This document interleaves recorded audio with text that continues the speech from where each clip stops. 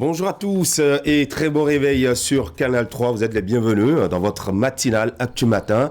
Merci de prendre ce rendez-vous. Bonjour à vous, Wahab Ali Para. Bonjour Christian et bonjour à tous. Merci d'être là. Installez-vous confortablement dans un instant. Les unes des journaux avec vous. Mais avant, au sommaire, après plusieurs semaines de suspense, eh bien, le bloc républicain se lance enfin dans la course pour la présidentielle de 2021.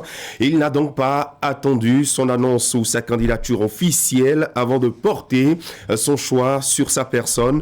Patrice Talon est désigné unique candidat du parti Bloc républicain. C'est la grosse information au réveil ce mardi. La consultation interne du bureau politique du parti élargi aux ministres, députés et maires membres de ce parti. Le parti du cheval blanc Cabré tranche en faveur de l'actuel chef de l'État sans pour l'instant se décider sur qui sera son vice-président. On évoque cette actualité dont le contenu est dévoilé dans la presse nationale. Le journal Fraternité nous en donne la primeur et propose les réactions des membres BR sur les raisons du choix du chantre de la rupture. À suivre les unes des journaux et la revue de presse en fin d'édition. Les contours de cette désignation au forum de discussion avec en plateau Hakimé Seydou Ouseni qui fait son retour et Herman Parfait Agnambossou. On parlera de la célébration de la fête identitaire de la Gani 2020. Une date, le 31 octobre, c'est le samedi prochain. Les festivités sont annulées en raison de la crise sanitaire du coronavirus. Néanmoins, les rituels se feront dans le strict respect des prescriptions du gouvernement. On va en parler ce matin avec la première autorité de la commune de Niki, le maire Lafia Joseph Gounou-Roland. Et notre invité du jour, il sera en plateau autour de 8h10. Vous aurez ce matin votre magazine Le Métier de la semaine avec Wouliat Sanoussi qui nous emmène découvrir la photographie par un jeune. Il annonce Célestin à Rolonsou. Et juste après, vous aurez votre revue de presse. Merci de vous installer. Les unes des journaux, c'est tout de suite.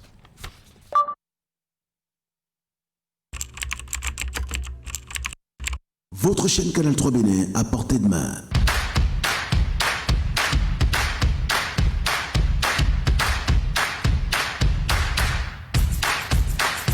Découvrez désormais depuis votre smartphone ou tablette toute l'actualité nationale et internationale, vos émissions préférées de la chaîne Canal 3 en live 24/24 où que vous soyez à travers son application disponible en téléchargement libre sur Play Store. Canal 3 est sur le www.canal3television.com. Vous êtes les bienvenus.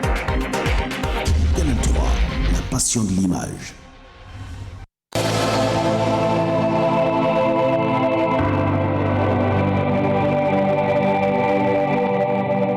7h05, les nouvelles à la une parution du jour avec Wahab Ali Para. Bonjour Christian et rebonjour à tous. Le bloc républicain a tranché. Patrice Talon est donc le porte-étendard du parti bloc républicain. L'information est à la une du quotidien Fraternité, le journal qui titre présidentielle de 2021. Patrice Talon, le choix du bloc républicain. Le journal qui donne à lire les réactions de quelques membres du parti bloc républicain, a commencé bien entendu par Robert Bien. Nous ne pouvons pas trouver meilleur candidat que lui. Nous aurons le temps d'échanger sur le poste du vice-président. Abdoulaye Gounou, député à l'Assemblée nationale, nous sommes de la mouvance présidentielle. C'est le contraire qui aurait étonné. Bibiane Adamazé Soglo, on se prépare à mouiller le maillot. Le plus gros travail, c'est de permettre au peuple de comprendre les raisons de ce second mandat.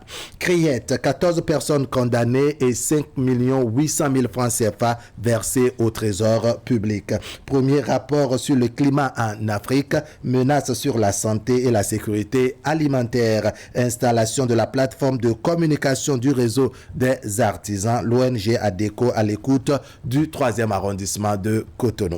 À la une maintenant du quotidien La Nation, mutation digitale de la Poste du Bénin, mutation digitale à la Poste du Bénin, la dématérialisation de la CNE amorcée, arrêtée sur la taxe de plus-value immobilière, les éclaircissements de Victorien Kougleno. Info Plus à présent. Paul Hunkpe, secrétaire exécutif national du parti Force Corée pour un Bénin émergent. Le parti FCBE ne peut s'associer à un soulèvement. Bien-être social, l'ère de l'eau potable pour les collines. Présidentielle de 2021, les chantiers de Djogbeno à retrouver donc dans les colonnes de Info Plus. Le pays émergent, perspective de la présidentielle de 2021 au Bénin, le conseiller Léopold Gbenu et sa base mettent déjà en branle la machine à gagner pour la réélection de Patrice Talon. Élection présidentielle en Guinée-Conakry, Alpha Condé réélu dès le premier tour avec 59,49% des voix. Quotidien L'Informateur à présent, prix mission pylône de l'innovation, la Banque mondiale distingue le Bénin. Marche annoncée pour le 31 octobre dans certains marchés. Le parti FCBE se démarque et condamne. 12e édition du Festival international Segbo Lissa, Baba Lissano et autres enregistrés. L'autre vision, gestion de l'agriculture sous la rupture, la révolution verte au service de l'économie béninoise. Situation politique tendue en Côte d'Ivoire, le professeur Julien Baguidi invite Guillaume Soro à s'illustrer en homme de paix. Commercialisation illicite des produits médicamenteux, la Criette sévit et condamne.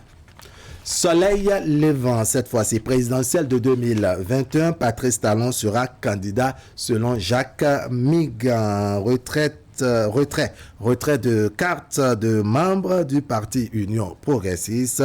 Le maire Major Jean Zanou coordonne l'opération à Soava pour la grande satisfaction des militants UP. Matin libre, réforme du système partisan et parrainage, la rupture veut charmer la communauté internationale. Le matinal pour finir, Christian, présidentiel d'avril 2021, le bloc républicain choisit Patrice Talon. Devoir de mémoire, il y a 48 ans, la révolution, le journal qui fait donc à la révolution du 26 octobre 1972 du général Mathieu Kéréko. Voilà Christian, un tour rapide des parutions ce mardi avec Fraternité qui revient sur cette grosse information. Il s'agit bien entendu du choix du parti bloc républicain. Patrice Talon est le candidat du BR. Voilà, et justement, en page 3 du quotidien Fraternité, large page consacrée donc à ce choix, le choix de l'actuel chef de l'État, Patrice Talon, par le parti bloc républicain. Nous avons des réactions, notamment celle de l'honorable Gounou Abdoulaye qui dit « Talon n'a pas à s'inquiéter outre mesure pour sa réélection. Nous sommes fiers de Patrice Talon, cela va de soi parce que nous soutenons ses actions. Le contraire aurait été qu'il veuille être candidat et qu'on soit ailleurs. C'est naturellement que nous l'avons choisi comme notre candidat. Il est le leader charismatique de la mouvance présidentielle. » Plus loin, vous avez également les propos du député Robert Bouyan qui déclare que, je cite, « Nous aurons le temps d'échanger sur le poste de vice-président. Nous venons de choisir notre candidat et c'est Patrice Talon. » Et par rapport à ce choix, Bibiane Adamazé qui déclare qu'on se prépare à mouiller le maillot. Le plus gros travail, c'est de permettre au peuple de comprendre les raisons de ce second mandat. Oui, une réaction de votre part par rapport à ce choix. C'est vrai que au préalable, nous avons vu Mouel Bénin qui a choisi Patrice Talon comme étant son candidat. Oui. Cette fois-ci, c'est le bloc républicain qui revient. On rappelle que c'est la deuxième force politique du Bénin, le bloc républicain. Oui, il n'y a pas grande surprise à ce niveau. Le bloc républicain, ça fait partie des ouvriers, n'est-ce pas, de Patrice Talon. Le chef de la mouvance, c'est bien entendu Patrice Talon, et l'UP, le bloc républicain, sont des partis donc de la mouvance. Ça ne surprend guère. Et ces ouvriers travaillent depuis fort longtemps pour amener Patrice Talon, qui ne claudique pas, qui n'est pas un handicapé, qui n'est pas frappé par quelque situation d'incapacité de gestion de pouvoir. Les tests en vigueur en République du Bénin permettent à Patrice Talon de briguer un second mandat, et les ouvriers sur le terrain sont prêts. C'est ce que annonce le bloc républicain. Donc, c'est un choix judicieux qui, en réalité, ne devrait étonner personne. Maintenant, ce qu'il faut pour poursuivre, c'est ce que souhaite Madame le maire de la commune de Tofo, Viviane Soglo, qui pense qu'il y a nécessité d'une manière ou d'une autre d'expliquer aux populations les raisons de ce second choix. Oui, justement. Et je vais vous renvoyer au propos de l'honorable Robert Bien, qui a déclaré que le vice-président n'est pas encore choisi. Selon vous, quand vous regardez la configuration politique au sein du bloc républicain, qui peut être choisi comme vice-président colistier de Patrice Talon? Non, c'est vrai que je ne suis pas membre du parti, mais il y a un certain consensus, sinon un leader charismatique au sein du parti. Si on laisserait Patrice Talon, comme je l'ai dit, chef de la mouvance, il y a Abdoulaye Bio-Tchane, que je ne pense pas que sa personne fait objet de contestation ou objet de grande contestation. Donc, dans un cas comme dans l'autre, sa personne fait unanimité au sein du parti, puisque depuis la naissance du parti, on n'a pas vu de guéguerre au sein du parti pour qu'on chante, qu'il y a en tout cas de mécontentement du fait que Abdoulaye Bio-Tchane soit à la tête de ce parti-là. Donc, sans doute, un travail se fait de manière à ce qu'on puisse davantage harmoniser les réflexions, de manière à ce que très bientôt le bloc républicain puisse nous désigner qui est le colistier de Patrice Talon. Alors, on n'ira pas plus loin, puisque le sujet reviendra tout à l'heure au forum de discussion avec Hakimi Ousseni et Herman Parfait Agnomboussou. Merci d'être passé pour la une des journaux, Wahab Ali Kwara, et le quotidien Fraternité qui a accordé également une interview à l'actuel directeur de l'Agence nationale du domaine et du foncier à propos des réformes foncières. Je vous propose d'aller lire ce journal en pages 4, 5, 6 et 7 et vous aurez donc toutes les informations sur les réformes foncières, des explications à nous apporter par Victorien Koublenou. Merci de rester en place à partir de cet instant. Le mini-journal, d'abord nous vous proposons les titres. Bonjour Ingrid. Bonjour Christian et bonjour à tous. Au sommet de l'actualité, présentation hier du projet de loi de finances gestion 2021 aux membres du Conseil économique et social. C'est à la faveur d'une plénière qui a permis aux conseillers de mieux appréhender le contenu du document présenté par le ministre de l'économie et des finances, Romuald Wadaï. Et puis le maire de Djougou et l'ONG Senam se donnent la main pour soutenir l'éducation à Djougou. Les responsables de cette organisation non gouvernementale, accompagnés du maire Malik Gomina, ont offert des kits scolaires aux écoliers de la classe du CI de l'école urbaine centre de Djougou. Voilà, le développement de tous ces titres, c'est dans un instant, juste après la pause pub.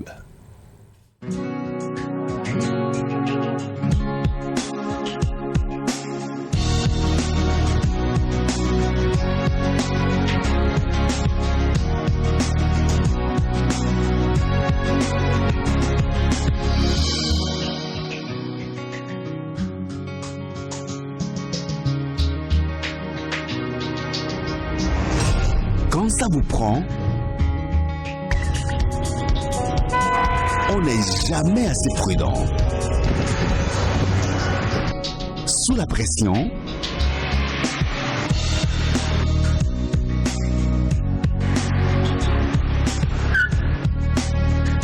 prudence est mère de sûreté. Prudence Plus, chaque fois, toutes les fois. Prudence Plus, préservatif de qualité à prix subventionné, en vente partout.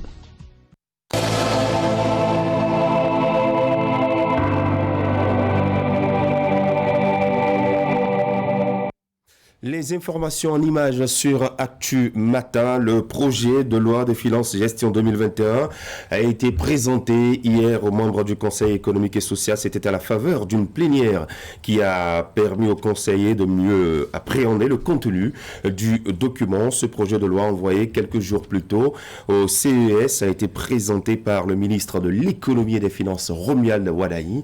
Il avait à ses côtés son collègue de la justice, Séverin Kenaman. On va faire le point avec Narcisse Alossé et Moufid Sabouran. C'est une disposition de la loi organique qui est devenue une tradition ici au Conseil économique et social.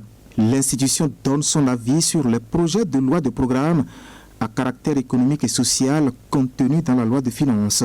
Et quelques jours après avoir fait parvenir le document aux membres du Conseil économique et social, il leur est présenté ici. Cet exercice qui est devenu une tradition nous permet de mieux appréhender le contenu des dits documents en vue de mieux accomplir la mission qui nous est dévolue.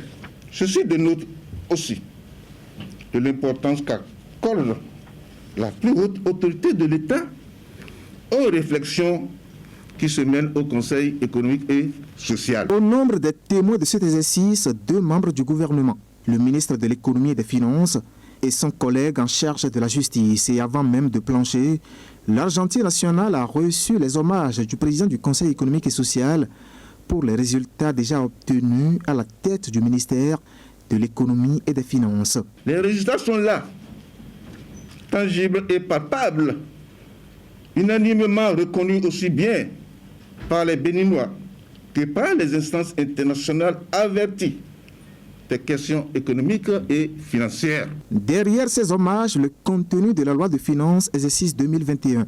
Un contenu dévoilé aux conseillers pour leur permettre de mieux appréhender le document avant leur avis. Le dit projet, lui, s'élève à 2454,292 milliards de francs CFA. Elles boiront désormais à la source, et là nous parlons de l'eau potable pour les populations de Savalou, Ingrid.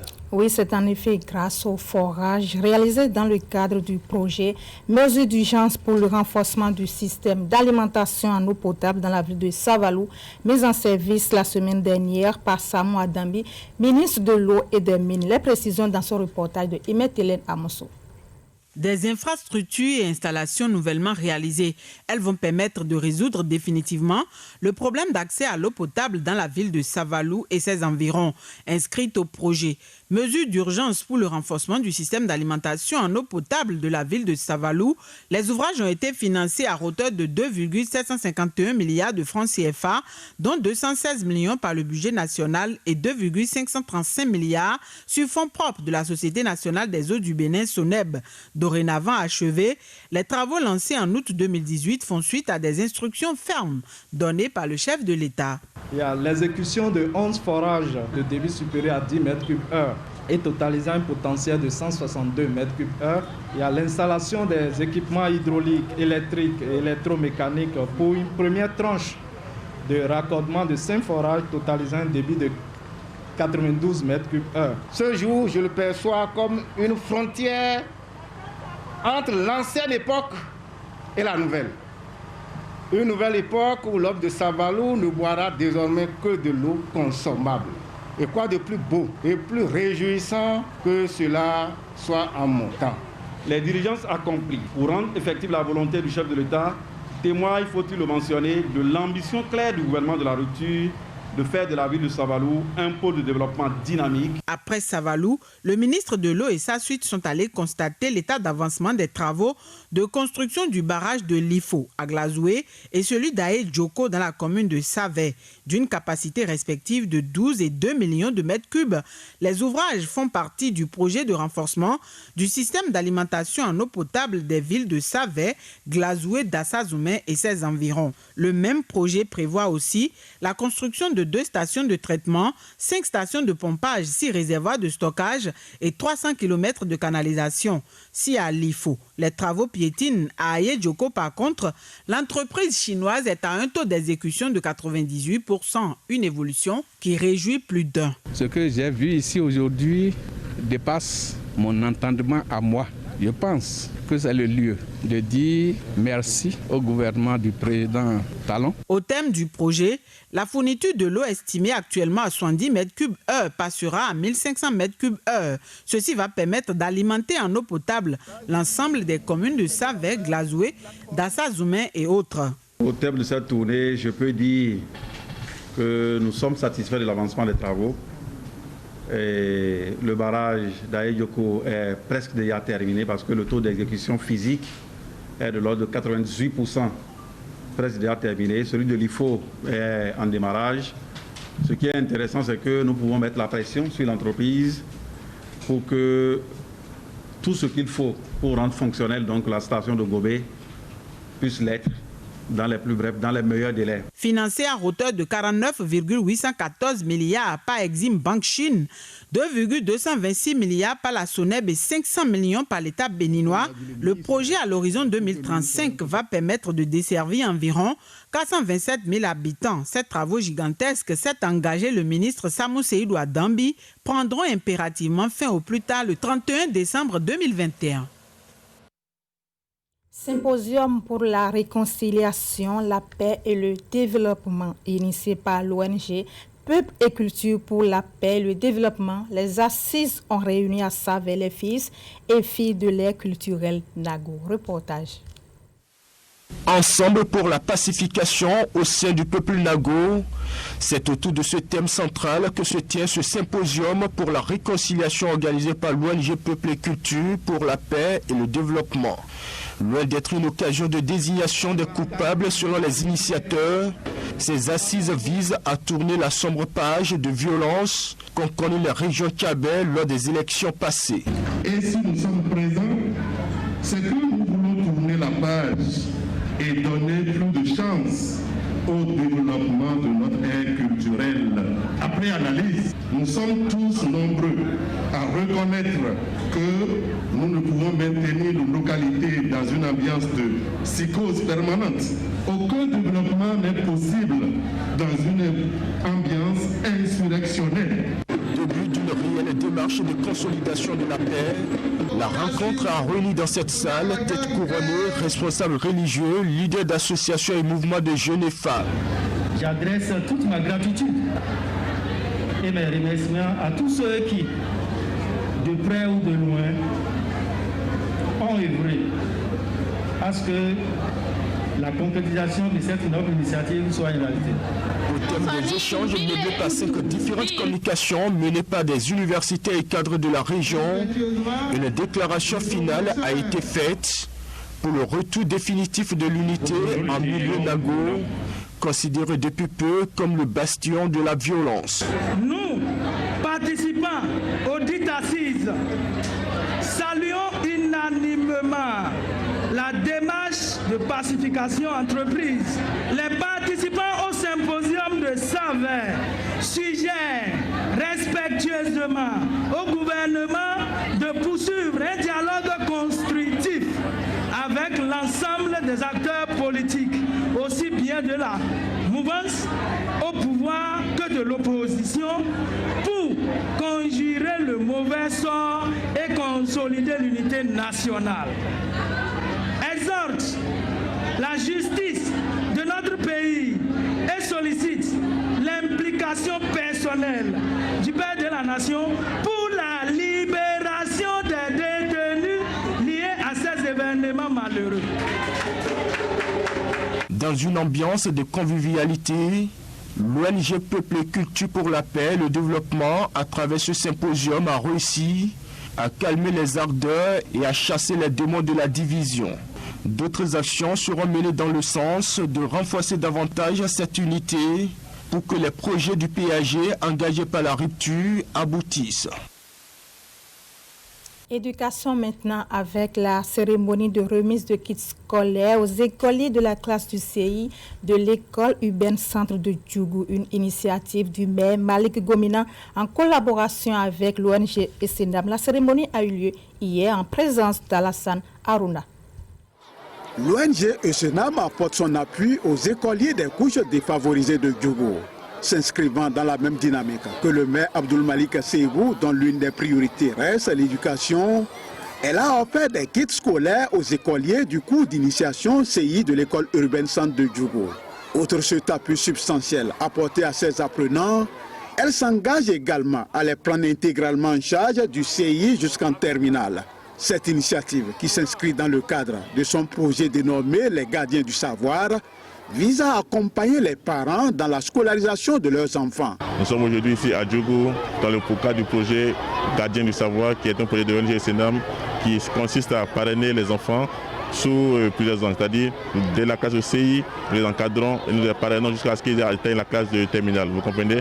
Donc le parrainage n'est pas que la diffusion de kits scolaires, mais tout un processus qui accompagne les élèves jusqu'à ce qu'ils atteignent la classe terminale. Faute de moyens et face à la démission des parents dans la prise en charge scolaire de leur progéniture, plusieurs écoliers abandonnent précocement les cours dans la ville de Djougou. C'est donc pour renverser cette tendance que cette ONG vient en sauveur pour permettre à ces bouts de chou de poursuivre en toute quiétude leur cursus scolaire. Voilà des gens qui ne sont pas d'ici, mais qui ont voulu nous aider, nous accompagner dans la formation de l'élite de demain. Vraiment, on nous manque de mots pour leur dire merci, merci infiniment, merci d'avoir choisi Djougou, que Dieu le leur rende. Je les remercie infiniment et je souhaite que cette initiative connaisse longue vie. C'est vraiment une initiative salutaire. Déjà avec ce souffle-là, je pense que les enfants vont bien travailler. Créée en 1913, l'école urbaine centre de Djougou se trouve aujourd'hui dans un état de délabrement très avancé avec à la clé clôture partiellement effondrée, salle de classe dans un état dégradé, exposant les apprenants aux intempéries de tout genre. Pourtant, cette vitrine des écoles à Djougou a formé plusieurs cadres de l'administration béninoise ayant servi les gouvernements qui se sont succédés au Bénin. Une situation que déplore le maire Abdoul Malik Seibou. Beaucoup de cadres sont passés par ici. Vous voyez aujourd'hui l'état de cette école, ça laisse à désirer. Je vais interpeller tous les fils de Djougou et spécialement nos aînés, les ministres d'État, Ablaye Biotchane, Djimba Soumanou, qui sont passés par cette école pour dire, nous les prions d'avoir le regard sur cette école, de nous aider à changer le visage de cette école. Je compte véritablement sur eux. Je vais aussi plaider vers la première dame, Madame Claudine Talon, qui essaie à travers sa fondation de faire beaucoup dans le pays, dire que le cri de détresse des élèves, des écoliers de Djougou va à elle et nous espérons que son cœur de mère va parler pour qu'elle puisse nous appuyer à changer le visage de cette école. À travers cette action, l'ONG Esenam, créée en juin 2017, concrétise ainsi l'une de ses missions qu'est la protection de la couche infantile. Et voilà ce reportage d'Alassane Harouna à l'école urbaine centre de Djougou. Vous l'avez d'ailleurs entendu tout à l'heure, les propos du maire de la commune de Djougou, Malik Seibou Gomina, qui a rappelé que des personnalités et pas des moindres ont pris par cette école urbaine centre. Il a cité des ministres d'État, Alassane Souman Djemba, l'actuel ministre d'État, Abdoulaye Biotchane. On rappelle également que des députés à l'Assemblée nationale ont fréquenté cette école, ou Alice Zoumarou par exemple, Nouroumbida de même. Et puis, cette école fait face à la maison d'une ministre de la République. Il s'agit de l'actuel ministre du Commerce, Sadia Assouman. En tout cas, toutes ces personnalités sont invitées par le maire à apporter une aide à cette école urbaine centre. Nous allons quitter Djougou pour nous rendre à Parakou, l'université qui a honoré ses enseignants et autres agents performants. Oui, Christian, c'est à l'occasion de la journée du mérite, édition 2020 organisée vendredi dernier. On fait le point avec René Soglo. L'université de Parakou célèbre l'excellence. Depuis l'année académique 2016-2017, c'est devenu une tradition. Ce haut lieu du savoir organise la journée de mérite pour honorer les acteurs qui ont marqué l'année par leur performance. Cette journée qui est devenue un événement important dans la vie de notre université est un acte de haute portée dans la mesure où elle permet de célébrer nos enseignants, nos agents ATS, nos étudiants qui se sont distingués au cours de l'année. En tout cas, si nous ne le faisons pas, personne ne viendra le faire à notre place. En ce moment où je prends la parole, je suis habité par ce sentiment de très grande fierté parce que nous célébrons l'excellence, gage d'une université performante. Prévue pour mars 2020, cette cérémonie reportée faute de crise sanitaire se tient finalement, une occasion pour les récipiendaires de remercier tous ceux qui ont contribué à leur réussite. Je voudrais témoigner ici nos sincères remerciements pour l'accompagnement, l'encadrement, le soutien et les différents conseils qui nous ont été apportés depuis le début de ce parcours.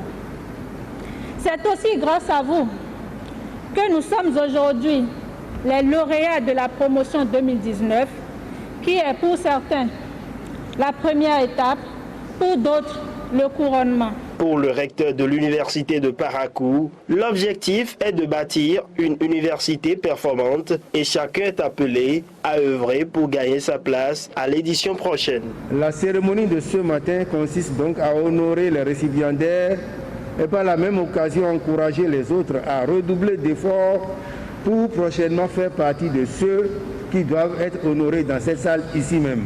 De différents corps de grade, 27 maîtres assistants, 47 maîtres de conférences et agrégés de la promotion 2019 ont reçu chacun leur lettre de félicitations. Autre volet de l'actualité, installation des membres de la commission technique sectorielle maintenance des équipements motorisés. La cérémonie s'est déroulée à Boyikon en présence du représentant du ministre de l'enseignement secondaire, technique et de la formation professionnelle. On retrouve Ymet Elena Mousso. Les participants aux assises sont les membres de la commission technique sectorielle maintenance des équipements motorisés. L'organe est né de la volonté du gouvernement de positionner le secteur privé au cœur de la renaissance de l'enseignement et la formation technique et professionnelle EFTP.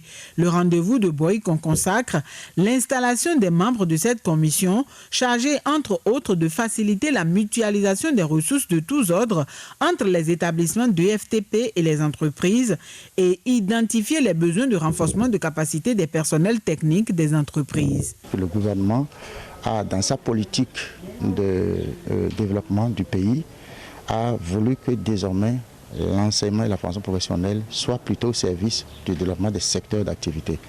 Et si tel est le cas, on ne peut développer le secteur d'activité qu'avec les acteurs. Et les acteurs ici, c'est le secteur privé, le monde professionnel et le sectoriel. Et donc c'est pour améliorer la qualité des produits qui sortent désormais de nos lycées et en même temps essayer de voir dans quelle mesure suivre le développement du secteur en mettant à niveau ceux qui sont déjà en cours d'emploi dans le secteur. La cérémonie marque également l'ouverture de la première session ordinaire de la commission technique sectorielle maintenance équipements motorisés. Pendant 48 heures, l'assistance a eu à réfléchir aux voies et moyens pour développer le secteur. Les participants se sont aussi penchés sur les nouvelles offres de formation à définir en lien avec les milieux d'emploi prévus par le programme d'action du gouvernement. L'événement de ce jour illustre donc la volonté du chef de l'État de positionner le secteur privé au cœur de la renaissance de l'EFTP, seul gage pour le développement de notre pays. Au cours de cet atelier, vous aurez à échanger sur les points essentiels de la stratégie avec ces documents fondamentaux de base pour réfléchir au développement de ces secteurs stratégiques et des nouvelles offres de formation à définir en lien avec les milliers d'emplois prévus dans le PAG, notamment au niveau des 45 projets phares qui sont créés et qui attendent nos formés chaque jour. L'objectif général de cet atelier consiste à consacrer l'existence officielle de la commission technique sectorielle, maintenance et équipements motorisés. La rencontre a aussi été l'occasion de mettre en place le bureau de l'organe et d'élaborer une feuille de route transitoire. Fin de cette session d'information. Merci de nous avoir suivis. On se retrouve donc demain pour un autre numéro. Et ce sera un plaisir de vous avoir en plateau une nouvelle fois. Merci à vous Ingrid, très bonne journée. Vous restez avec nous, mesdames et messieurs. Dans un instant, nos discussions vont s'ouvrir en plateau au forum avec Herman Anyamboussou et Akime Ousseni qui fait son retour aujourd'hui. Après quelques petits jours de repos, on parlera de la présidentielle de 2021 avec le parti Bloc républicain qui a fini par choisir son candidat. Il s'agit de l'actuel chef de l'État, le président Patrice Talon. On va en parler. On reviendra sur le principe du parrainage de candidats avec la confidentialité.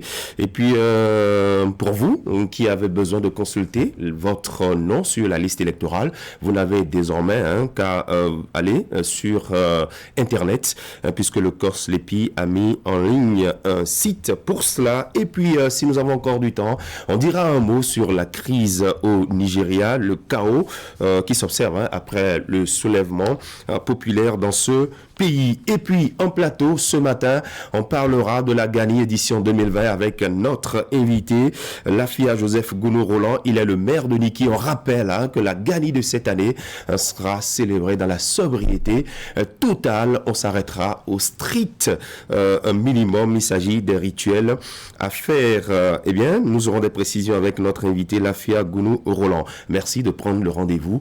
C'est tout à l'heure après nos discussions.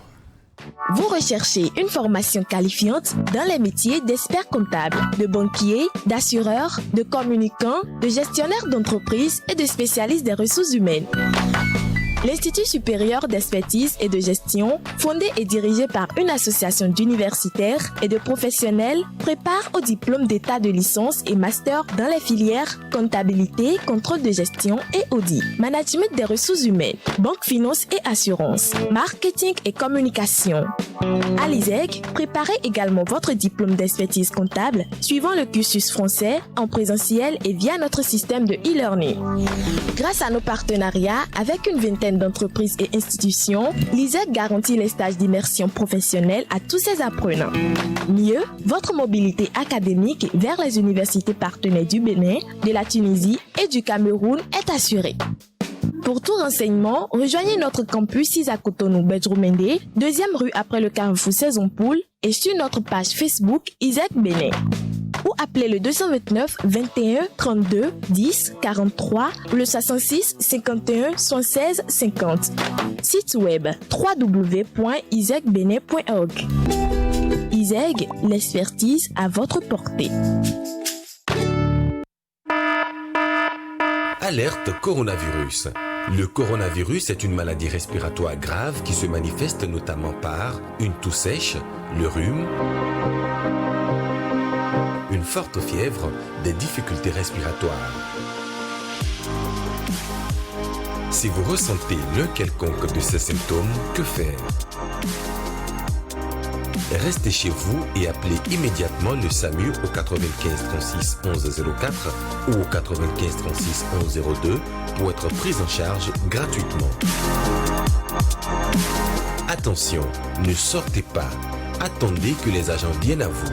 N'allez pas dans une structure de santé, ni dans une pharmacie, ni chez votre médecin traitant. Vous contribuez ainsi à maîtriser la pandémie.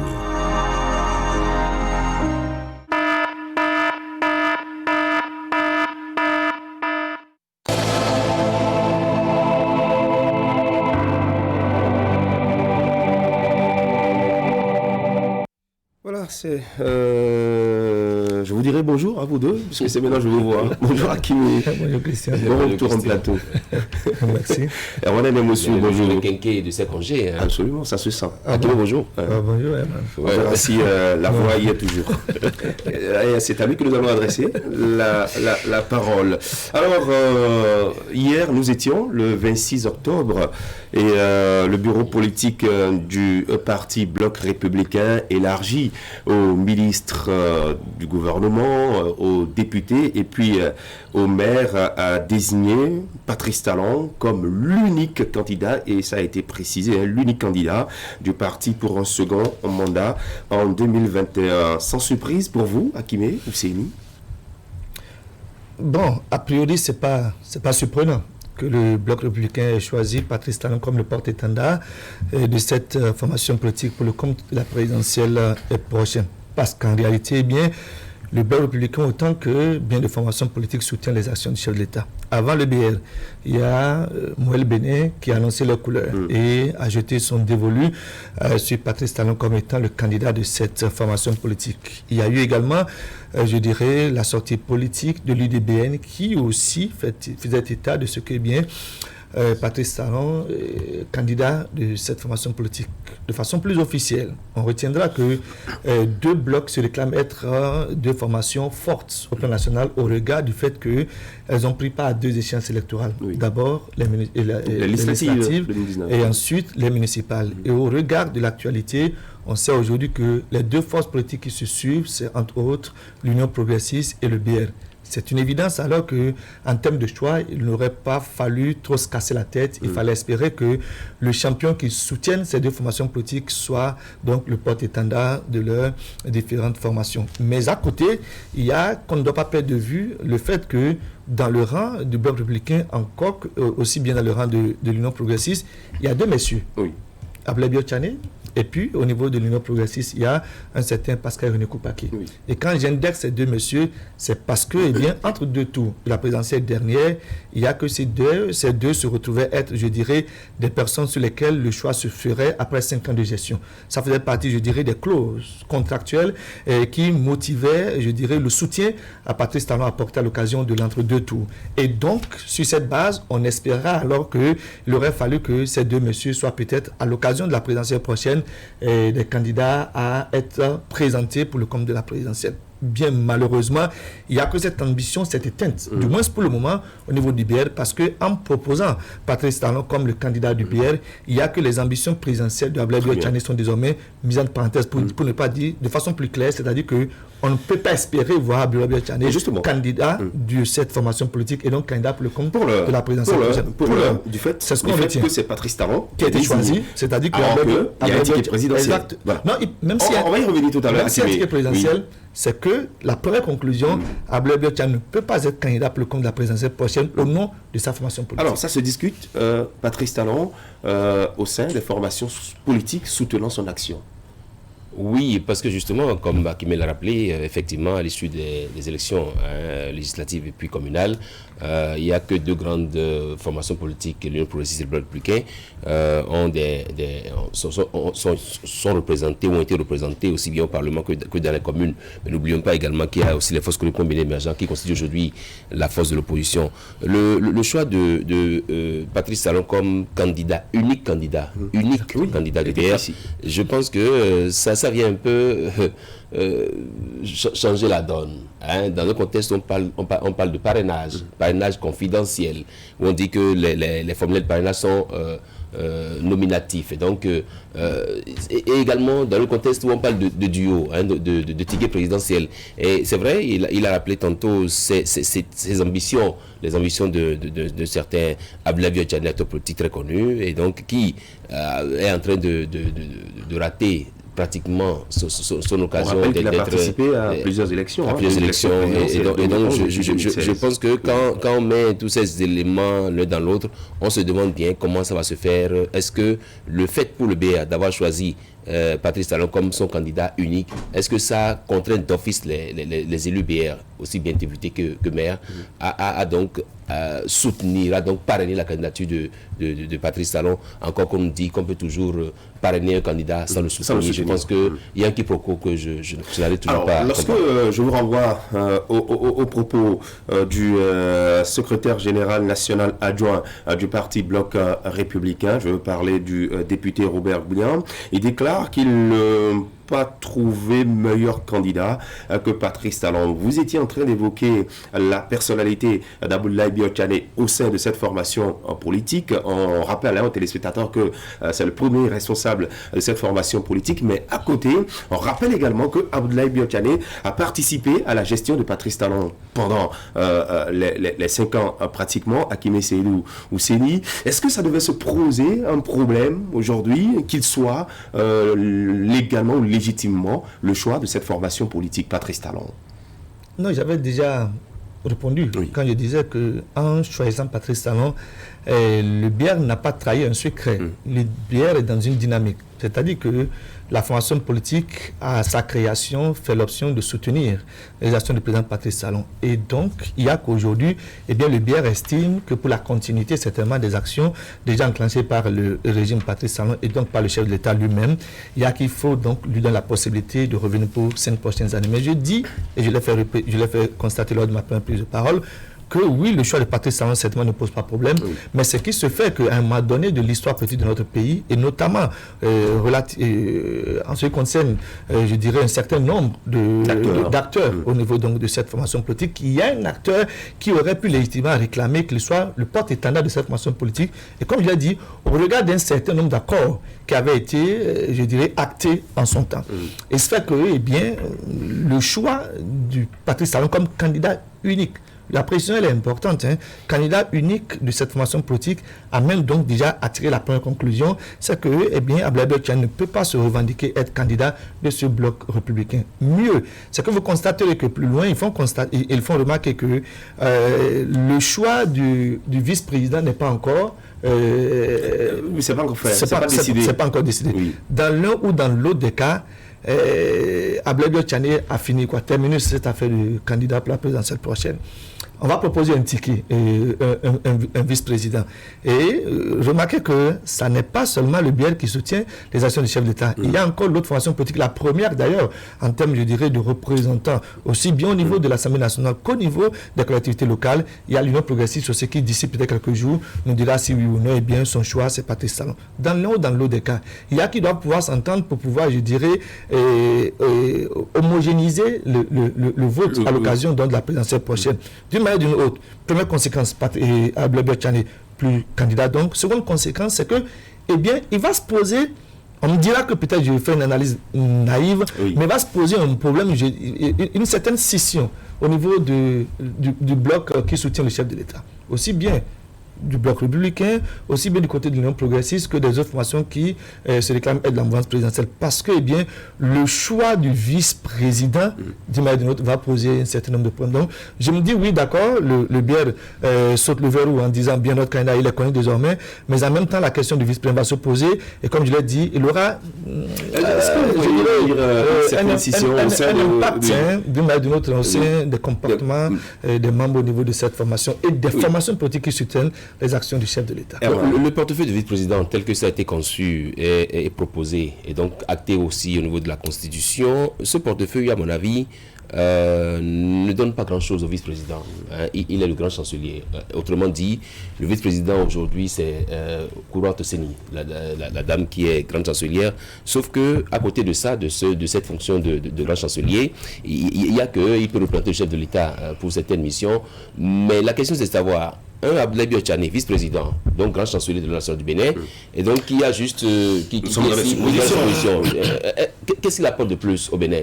Alors même que vous avez bien fait de rappeler que quand Patrice Talon est venu en 2007 déjà, Biotchane a fait pratiquement tout le mandat avec Patrice Talon. Ça veut dire quoi? Ça veut dire que l'homme a montré à côté de Patrice Talon toute son efficacité. Et d'ailleurs, ça ne surprend personne. Il a été ministre des Finances sous M. Kérékou, il a été président de la BOAD, c'est un financier bonté. Et donc je pense que l'homme, à mon avis, il s'agit en fait de mettre devant de la scène ou de mettre devant tout intérêt, l'intérêt de la nation, pour savoir si l'homme vice-président, est-ce qu'il apporte mieux au pays que d'être un ministre d'État ou d'être un premier ministre, même si on le veut, parce qu'on a déjà vu dans ce pays des gouvernements qui ont, même si on a tassé ça de premier ministre Payor, et on a vu des gouvernements qui ont mis en place, qui ont fait l'option de premier ministre. Donc je pense que, vu à côté, quand on voit le sujet sous cet angle, on peut se dire que, pour ma part, la question de vice-présidence ne posera pas grand problème pour cette présidentielle-ci. Oui, vous êtes en contradiction par rapport à ce qui pourra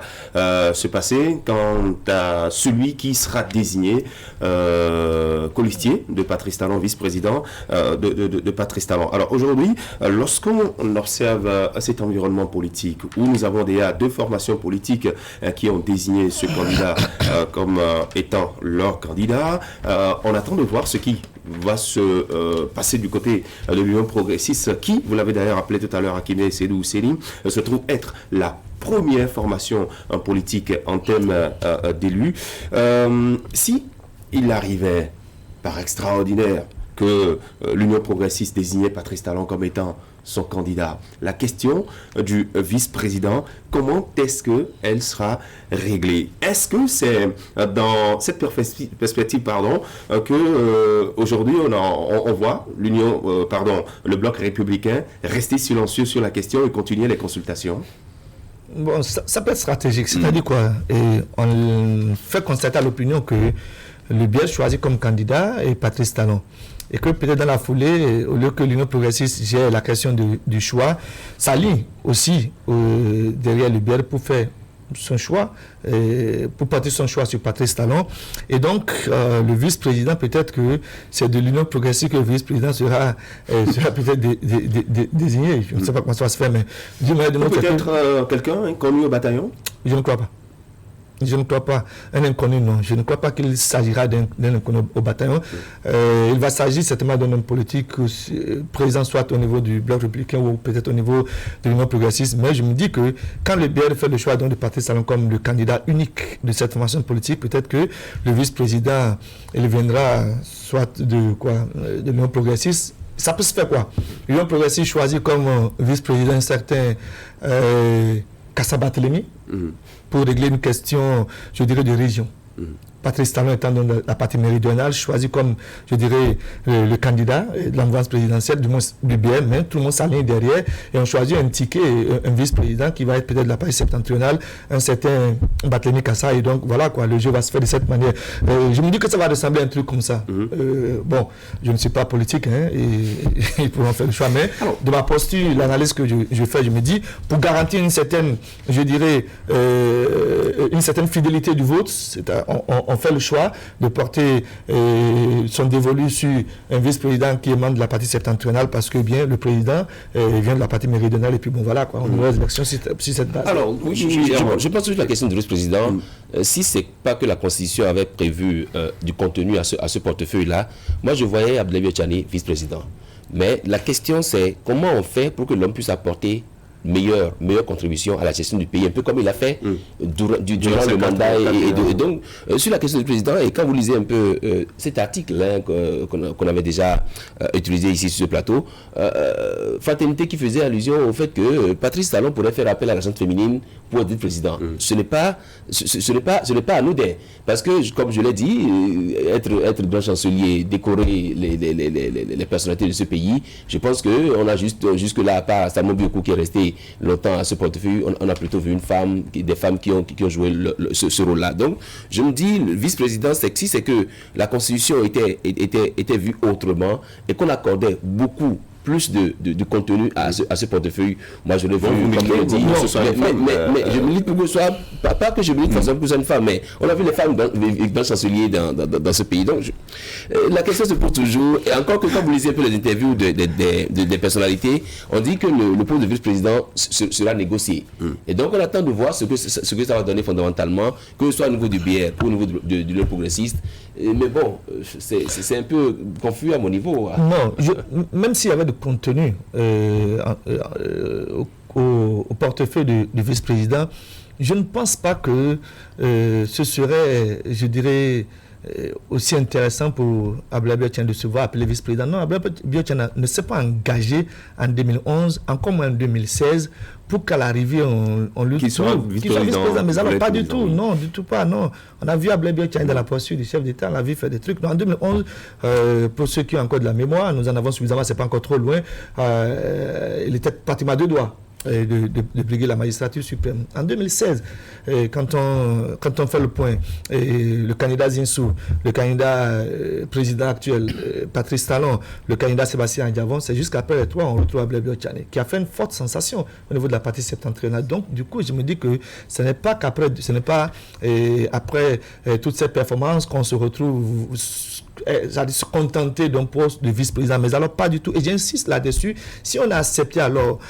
soutenu le candidat Patrice Talon pour le second tour, c'est parce qu'entre-temps, eh bien, on lui a apporté la garantie que pour la présidentielle prochaine, au regard de la performance réalisée par un certain Abdoulaye Biotchane, il y a que, eh bien, on fait de telle sorte que ce soit vous, ou peut-être un autre, entre autres, et René Koupaki, qui allait vous retrouver à être candidat pour la présidentielle de 2021. Donc, et maintenant, non, je ne pense pas qu'Abdoulaye Biotchane Tchani, même si on met autant de contenu dans le poste de vice-président, que ce soit l'élément sur lequel les biens va jeter son dévolu. Abdoulaye Tchani aurait voulu alors qu'en 2021, il soit candidat à la présidentielle et qu'il, pour une fois, puisse voir, je dirais, aboutir ses ambitions. Et malheureusement, qu'est-ce qui, selon vous, a bien pu emmener Abdoulaye Tchani à mettre une croix sur ses ambitions en présidentielle? Qui c'est qui vous a dit qu'il a mis une croix sur ses ambitions? Déjà son parti politique, le Bloc républicain, qui dirige aujourd'hui, désigne Patrice Talon comme étant le candidat. Il se voit contraint.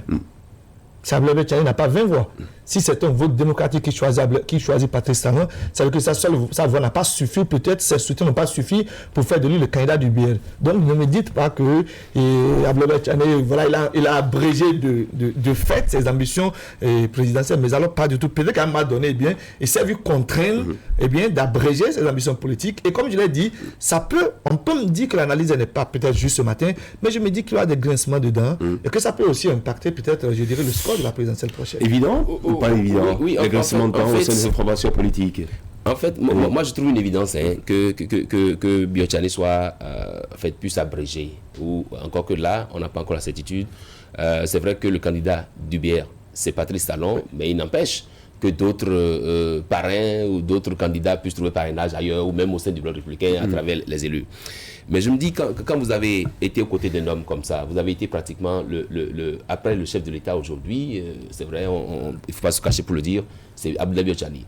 Et donc, le mandat de Patrice Talon aujourd'hui, le quinquennat de Patrice Talon, son bilan, c'est aussi le bilan de Abdoulaye Tchani. Alors, si Abdoulaye Tchani est candidat aujourd'hui, je me demande bien quel discours il va tenir. Est-ce qu'il va dire, il n'a pas bien fait, mais j'étais à ses côtés et j'ai travaillé, et donc je voudrais que vous me choisissiez pour le remplacer. Ou alors il dit, il n'est plus candidat, et donc remplacer. Donc ce serait dans cette hypothèse-là qu'on verrait un Abdoulaye Tchani, parce que quand Patrice n'est plus candidat, dire, ok, j'ai été à ses côtés, je l'ai aidé pendant les 5 ans, vous voyez ce qu'on a fait comme résultat, il n'est plus candidat, choisissez-moi. Je pense que dans l'ordre normal des choses, c'est ce qui aurait pu advenir. Mais il se fait que l'homme aujourd'hui est pratiquement poussé à être candidat parce que des gens suivent sa candidature et tout, et lui, il ne s'est pas encore prononcé. Donc, dans cette hypothèse-là, je vois Malam Biotchane aujourd'hui se pointer devant Patrice Talon, être candidat et le challenger sur ce coup-là. Donc, de toute façon, justement, quand on regarde l'harmonie qu'il y a eu entre les deux personnalités de l'État depuis 4 ans, le travail qui s'est fait main dans la main, l'accompagnement, l'appui également de l'un par rapport à l'autre. Est-ce que Abdoulaye Tchani ne s'est pas préparé déjà au départ, depuis quelques années, à abandonner ses ambitions présidentielles à Kibé Sédou Sédi? La cohabitation entre les deux, le travail qui a été fait jusque-là. Ça ne peut pas il ne peut pas se voir confier un portefeuille ministériel et au nom de ses ambitions politiques, je dirais, botter à la touche les directives qui lui sont données, mais alors pas du tout. Il est investi d'une mission républicaine et en tant que tel, en tant que ministre de la République, eh bien, il travaille dans la dynamique qui a été impulsée. Donc, ce n'est pas parce qu'il a des ambitions qu'il se comportera outre mesure. Il aurait fallu qu'il se comporte très bien pour que d'ailleurs ces éléments militent en faveur du choix qui aurait pu être porté sur sa personne pour la présidentielle 2021. Mais comme je voulais faire constater, il y a qu'aujourd'hui, bien malheureusement, ça, Abdoulaye Tchani va le constater, son corps défendant, il y a que la formation politique dans laquelle il milite et dans laquelle il est le premier responsable. Vous voyez de quoi la question? Premier responsable. Vous verrez que les interviews, pourquoi est-ce que... On me dira que ça a été peut-être... Moi, je pense que ce n'est pas anodin. Que dans les interviews, ce soit le second secrétaire général qui se prononce, ainsi de suite. Je crois que ça aurait été plus intéressant qu'on entende Abdoulaye Tchani. Il peut toutefois attendre une sortie solennelle officielle pour l'annoncer. Je vous dis... depuis un bon moment, on a toujours vu Robert Bouillard jouer les premiers rôles. Je ne continue pas à dire qu'on peut qualifier mon analyse d'analyse politique naïve, mais je dis que c'est un coup qu'il a reçu, Abdoulaye Tchani, en se voyant pas désigné comme le candidat du Bloc républicain pour la présidentielle prochaine. Parce que les ambitions, eh bien, il en a eu. Et il en donne la preuve de ce qui est bien. En 2021, eh bien, ce sera son tour de briguer la magistrature suprême. Malheureusement, ça fait quoi, terminus quoi, tout le monde descend. Et avec Abdoulaye Bio Tchane, vice-président, ce n'est pas pour ça qu'Abdoulaye Bio Tchane s'est engagé en politique. La preuve, c'est qu'après la présidentielle 2011, Christian, rappelez-vous très bien, il n'y a que sa formation politique, c'est-à-dire ceux qui l'ont porté, ceux qui ont fait le combat avec lui en 2011, on souhaitait que juste après l'échec de la présidentielle, que eh bien, la formation politique aille aux législatives. Ça n'a pas été le cas. Ça veut dire que eh bien, Abdoulaye Bio Tchane avait une seule chose dans la tête, c'était la magistrature suprême uniquement. En 2016, il est revenu. Il s'est présenté, comme je vous l'ai fait constater, quand on a enlevé 1, 2, 3, eh bien, il se positionne comme le quatrième homme politique au plan national. Donc ne me dites pas qu'après avoir fait 2 expériences du genre et avec des résultats probants, eh bien, qu'à l'intervalle de 4 ans, eh bien, qu'on abaisse ses ambitions présidentielles. Malheureusement, il y a peut-être une discipline du groupe à respecter, mais comme je l'ai fait constater, il y a des grincements dedans auxquels nous allons assister tout au long. Peut-être que ça ne sera pas visible, mais je rassure que ça aura forcément d'impact sur le comportement des uns et des autres au niveau de la cohésion au sein de cette mouvance présidentielle. Oui, en fait, les calculs politiques ne sont pas forcément mathématiques. C'est vrai que Abdoulaye Bio Tchane, il a été candidat en 2011 et on l'a vu déjà au lancement de son mouvement Tabati Taba au CIC dans la période, ça fait fureur. Mais ça n'a pas empêché Bouni Yahi de faire son chaos et de lui, il s'en est sorti Bio Tchane avec ce qu'il fallait. Et donc, fallait-il aujourd'hui tenir tête à un Patrice Talon? Et donc, très tôt sorti du gouvernement, il dit, ok, mes ambitions politiques, je les exprime. Et donc, je suis candidat en 2021. Et donc, je mets directement en place comme étant votre challenger. Alors, s'il le fait comme ça, alors même qu'il n'a pas la certitude que, c'est vrai, vous avez beau être 2e, 3e, 4e pour des élections passées, cela ne vous garantit pas une élection un choix pour les élections à venir. Donc, je me dis, ces calculs-là, peut-être on peut amener Bio Tchane à se dire, bon, je me soumets à la discipline de mon parti, mais encore que la possibilité est là d'avoir un vice-président à la tête de ce pays et d'avoir beaucoup d'autres responsabilités et tout. Je me dis, on attend, comme il a dit, une occasion peut-être sur la tête où Bio Tchane pourra nous dire pourquoi il a fait. Au-delà même de Abdoulaye Bio Tchane, j'attends de voir le choix qui sera fait par les non-progressistes. Il n'y a que pendant que nous y sommes, le système partisan a montré ses limites. Parce qu'en réalité, en instaurant la réforme du système partisan, c'est que les formations politiques présentent des militants, du moins que les candidats viennent des formations politiques. Le président Patrice Talon n'est pas membre du bloc républicain, du moins pour ce que je sais. Il n'est pas aussi membre de l'Union progressiste, pour ce que je sais. Encore moins de Moël Bénin, pour ce que je sais. Le souhait, c'est que les partis politiques, en tout cas les candidats à une élection présidentielle, proviennent directement des militants, en tout cas ceux qui ont véritablement milité au sein des partis politiques. Mais cette fois-ci, ça n'empêche pas que le parti se décide d'aller trouver une tierce personne. Ça aurait été une exception si la réforme du système partisan a marché tel qu'on l'a voulu. En l'instaurant... Non, mais la réforme du système partisan, qui met ça date de quand? Pratiquement 12 ans maintenant. Vous aurez souhaité que ça fasse 20... Pratiquement 2 ans maintenant.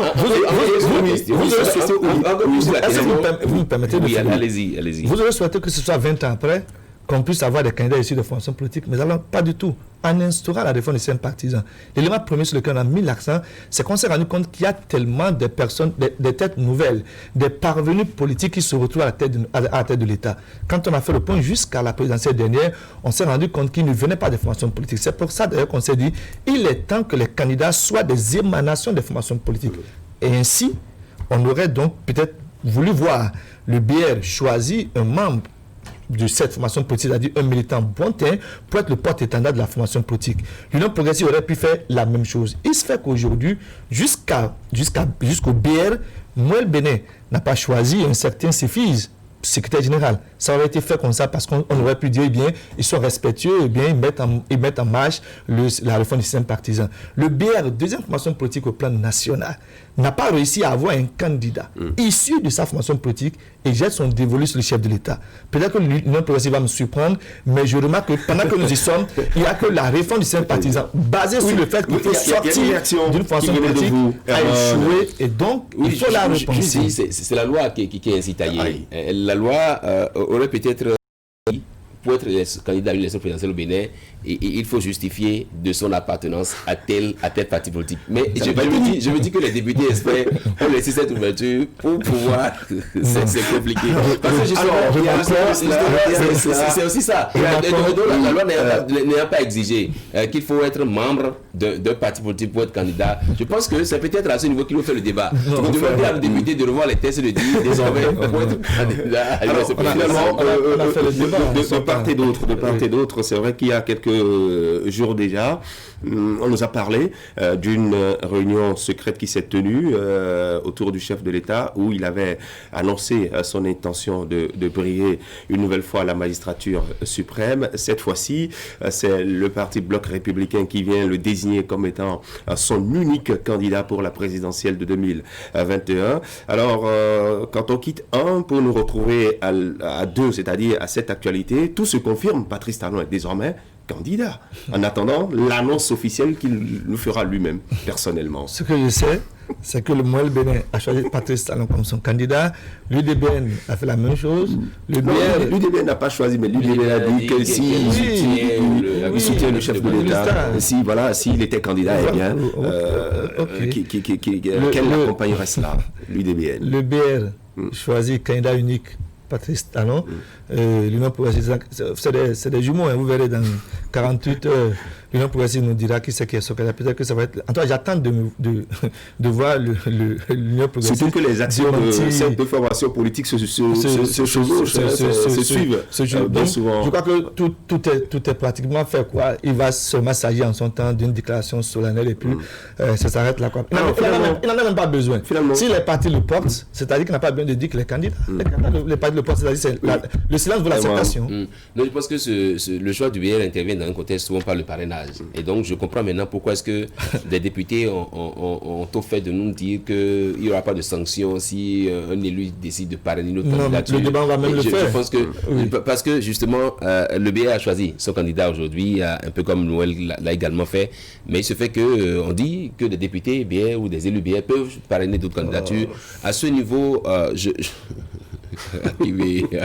fait quoi? Alors, on va changer de sujet. On parlera toujours de la présidentielle avec le débat autour du parrainage de candidats, puisque vous avez commencé par l'aborder.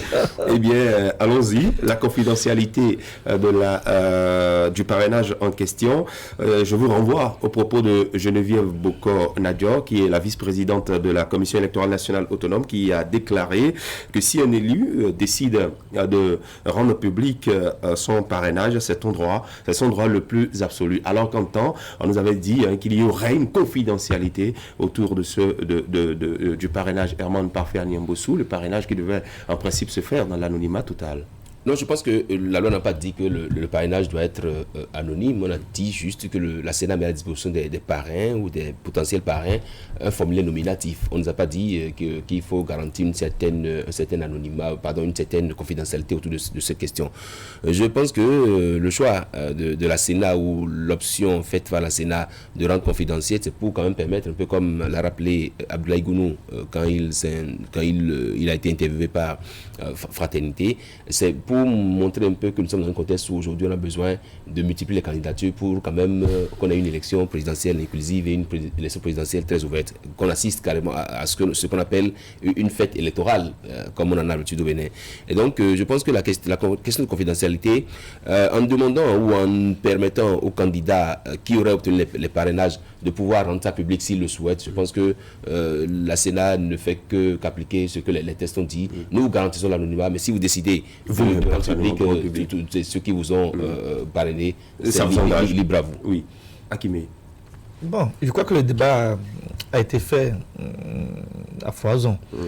Rendre confidentiel, rendre public le parrainage, je crois que de plus en plus l'horizon est en train de s'éclaircir.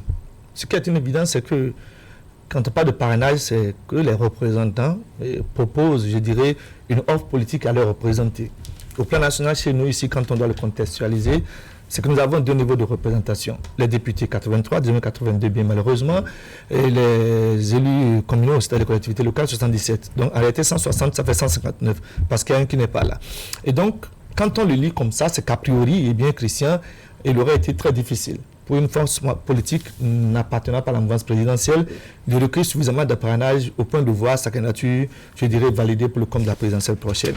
Et une fois encore, comme ça a été le cas lors de législative dernière, il a fallu qu'on explique encore, je dirais, le contenu du parrainage. Comme on a expliqué les 10% de législative dernière. Et vous verrez qu'au-devant de l'actualité, c'est encore l'institution en charge de l'organisation des élections qui est souvent en train d'expliquer ou peut-être d'apporter la preuve que vous êtes libre de rendre public ou de ne pas rendre public. Il aurait fallu, parce qu'en réalité, quand on parle de parrainage, c'est un acte, une expression démocratique. Je suis député de la mouvance présidentielle, je parraine un candidat à la mouvance présidentielle. Et donc, quand on en arrive jusqu'à dire... Alors, il y a des députés qui ont dit qu'ils vont parrainer un candidat de l'opposition. Si l'offre est bonne, il n'y a pas de problème. Mal donne. Oui. Mal donne. En quoi est-ce que l'offre d'une force politique ne sera pour moi une bonne offre? Ça pose un problème. Ça pose un problème. De toute façon, le débat il a été déjà fait. Ce qui, moi, m'amène à être un tout petit peu perplexe, Christian, c'est que confidentialité ou pas, il n'y a que la Sénat, elle assure la confidentialité. Elle ne dira à aucun moment que c'est Herman, le député BR, qui a parrainé, je dirais, le candidat Tantampion des forces groupes émergents. On ne dira pas que Herman, le BR, a parrainé un candidat, je dirais, autre mesure comme ça. Mais là, si Herman décide fait l'option de le dire, c'est parce qu'on sait qu'Herman ne décidera pas de le dire.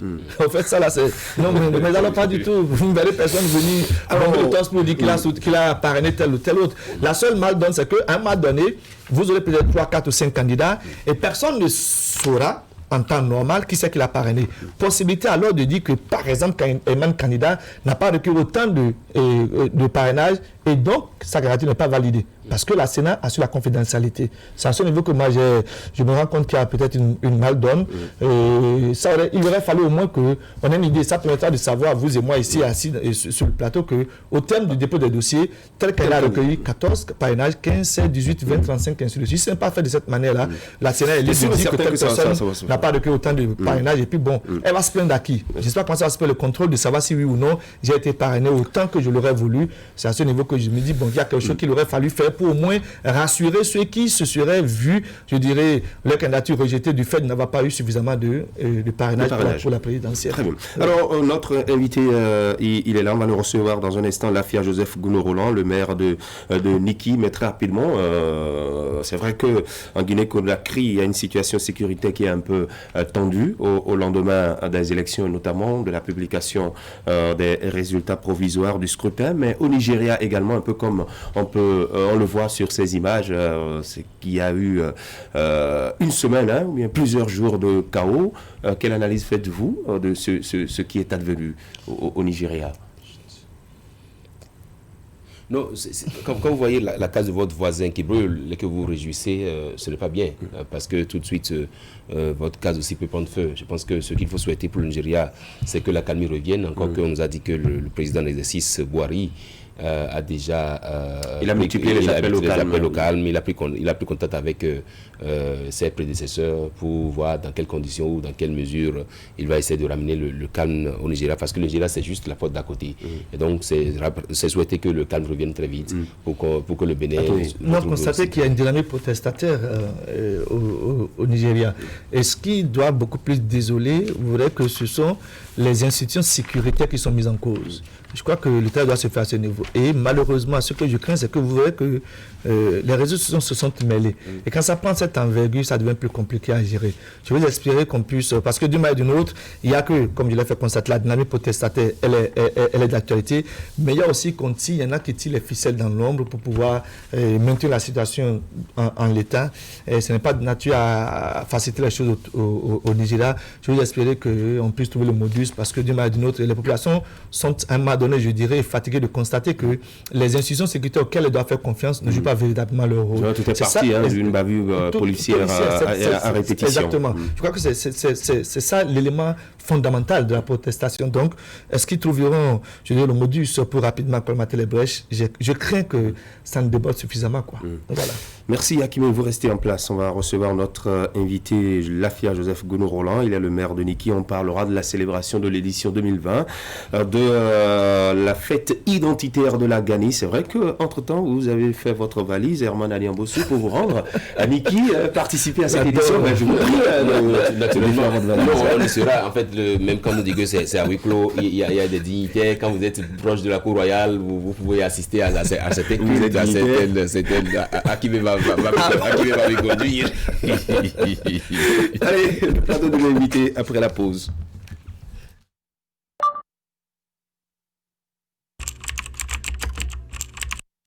Votre chaîne Canal 3 Bénin à portée de main.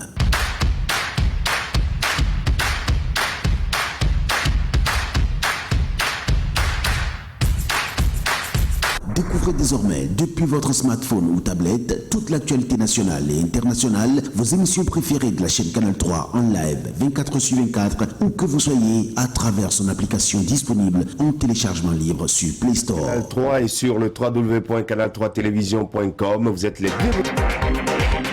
Canal 3, la passion de l'image.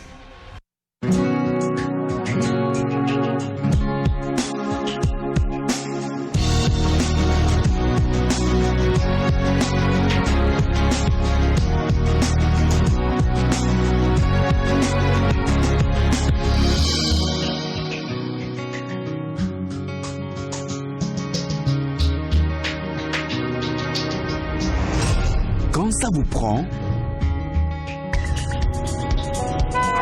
on n'est jamais assez prudent. Sous la pression,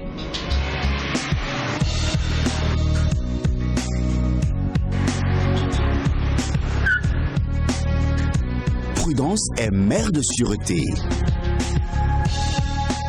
Prudence Plus, chaque fois, toutes les fois. Prudence Plus, préservatif de qualité à prix subventionné, en vente partout.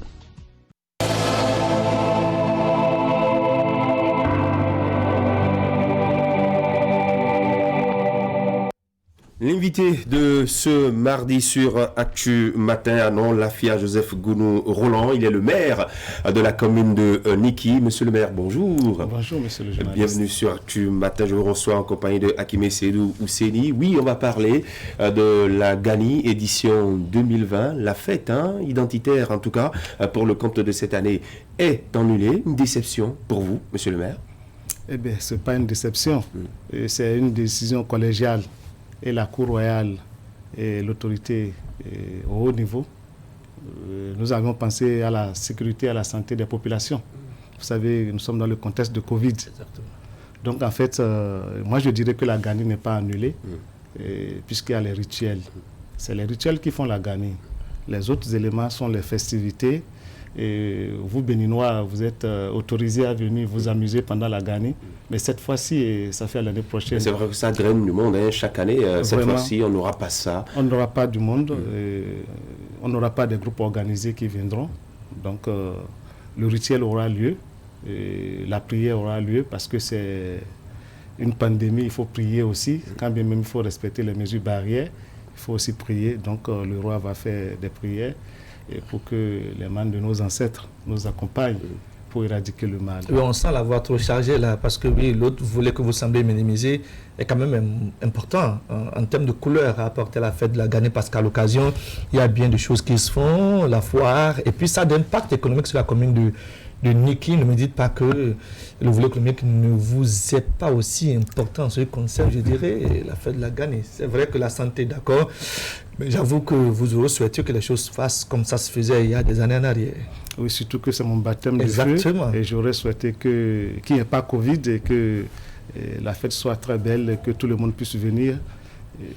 Voilà, mais à l'impossible, nul n'est tenu. On doit penser à la santé, toujours à la santé. Et voilà, parce que c'est un manque à gagner pour les communautés. Voilà. Et je suis même en train de voir les griots. C'est une année blanche pour eux. Vous voyez, ça dit c'est l'argent froid qu'ils pouvaient récupérer chez tout le monde. Oui. Donc, c'est une année blanche pour eux. Malheureusement. Le volet culturel, on va bien assister à ce tas de choses, mais malgré ça, il n'y a que vous réduisez encore, je dirais, l'arrivée d'un certain nombre de personnalités en androgènes et consorts. Comment ça va se passer? Les chevaux, on en avait souvent suffisamment. Peut-être qu'on n'en aura plus comme ça a été le cas par le passé. Il y a certainement certaines têtes couronnées qui n'auront pas la chance de venir à Niki. Dites-nous comment est-ce que vous avez, je dirais, revu, corrigé, ajusté, réajusté, parce que ce n'est pas une mince affaire. Oui, ça n'a pas été facile. Et ça a été très difficile d'abord pour l'empereur, mais qui a pris de la hauteur et qui a accepté, qui a compris. Parce que c'est aussi un manque à gagner pour lui aussi, du temps de ce roi. Voici ce qui s'est passé. Et puis c'est un peu gênant. Il n'aurait pas souhaité qu'il y ait une situation pareille. Et les délégations ne viendront pas de façon officielle. Et il y a 3 groupes de chevaux qui venaient. Un groupe venait de Djougou, avec des titans de chevaux. L'autre groupe de Parakou. Un 3e groupe venait de Perere. Cette année, respectueusement, nous leur avons demandé de ne pas venir parce qu'il faut respecter toujours les mesures barrières. Donc, il y aura quelques chevaux au niveau local qui doivent accompagner le roi pour les rituels. Parce que un prince sans cheval, ça ne rime à rien. Ça ne rime à rien. Donc, il va falloir que les chevaux de la localité de Niki, des petits villages là, puissent accompagner le roi pour le rituel. Et d'ailleurs, qui va se... Le rituel ne sera pas long. Ne sera pas long. Et de par le passé, ça a commencé à partir de 13 heures. Pour pouvoir permettre aux dignitaires de passer pour les offrandes et faire l'allégeance au roi. Mais cette fois-ci, le roi va partir à 14 heures. Et là, il aura 7 passages. C'est-à-dire, le roi vient, il passe. C'est-à-dire, dès son retour, après le rituel, il passe pour saluer et donner quelques présents au griot. Il s'en va et la reine mère, Nyokogi, va passer. Et vous savez qu'on a 5 dynasties, 7 normalement, mais 5 représentés. Et chaque dynastie va désigner un dignitaire qui va passer au nom de sa lignée. Et donc, ça fait 7 passages au total. Déjà à 17h30, tout sera rangé. Mais déjà, le vendredi, les tambours vont sortir. Le rituel du vendredi matin aura lieu. Et vous parlez des tambours sacrés. Les tambours sacrés vont sortir une fois dans l'année. Non, pas une fois dans l'année. À la veille de chaque fête. À la veille de chaque fête. À la veille de chaque fête, les tambours sortent. Donc, le dimanche, il y aura la KSI, qui est un peu semblable au rituel de vendredi. Tout va se passer dans la sobriété, surtout avec les agents de santé qui vont encadrer la police, va discipliner les gens pour faciliter la tâche aux agents de santé, avec des cache-nez, tout ce qu'il faut. Le dispositif est en train d'être mis en place. Et on a voulu quand même jouer notre partition pour montrer au gouvernement qu'on est très respectueux de tout ce que nous avons convenu ensemble. Parce qu'on a été invité, justement. On a eu une séance avec 7 ministres. Ça n'a pas été un dictat, mais on a discuté. Et le roi même avait déjà anticipé. On avait déjà tenu une séance avec Sa Majesté, je disais roi, l'empereur. Avec l'empereur, on s'était entendu, il a anticipé. C'est ça la grandeur de ces messieurs-là. Ils savent déjà prendre de la hauteur par rapport aux situations. On a discuté. Il sait déjà que ça ne peut plus se passer comme avant à cause de Covid. Donc, il a accepté. C'est les griots qui boudent. Les griots, mais vous arrivez à les maîtriser? Effectivement, on les maîtrise, mais si en partant, vous allez me remettre leur enveloppe, ça va leur amener un peu de sourire.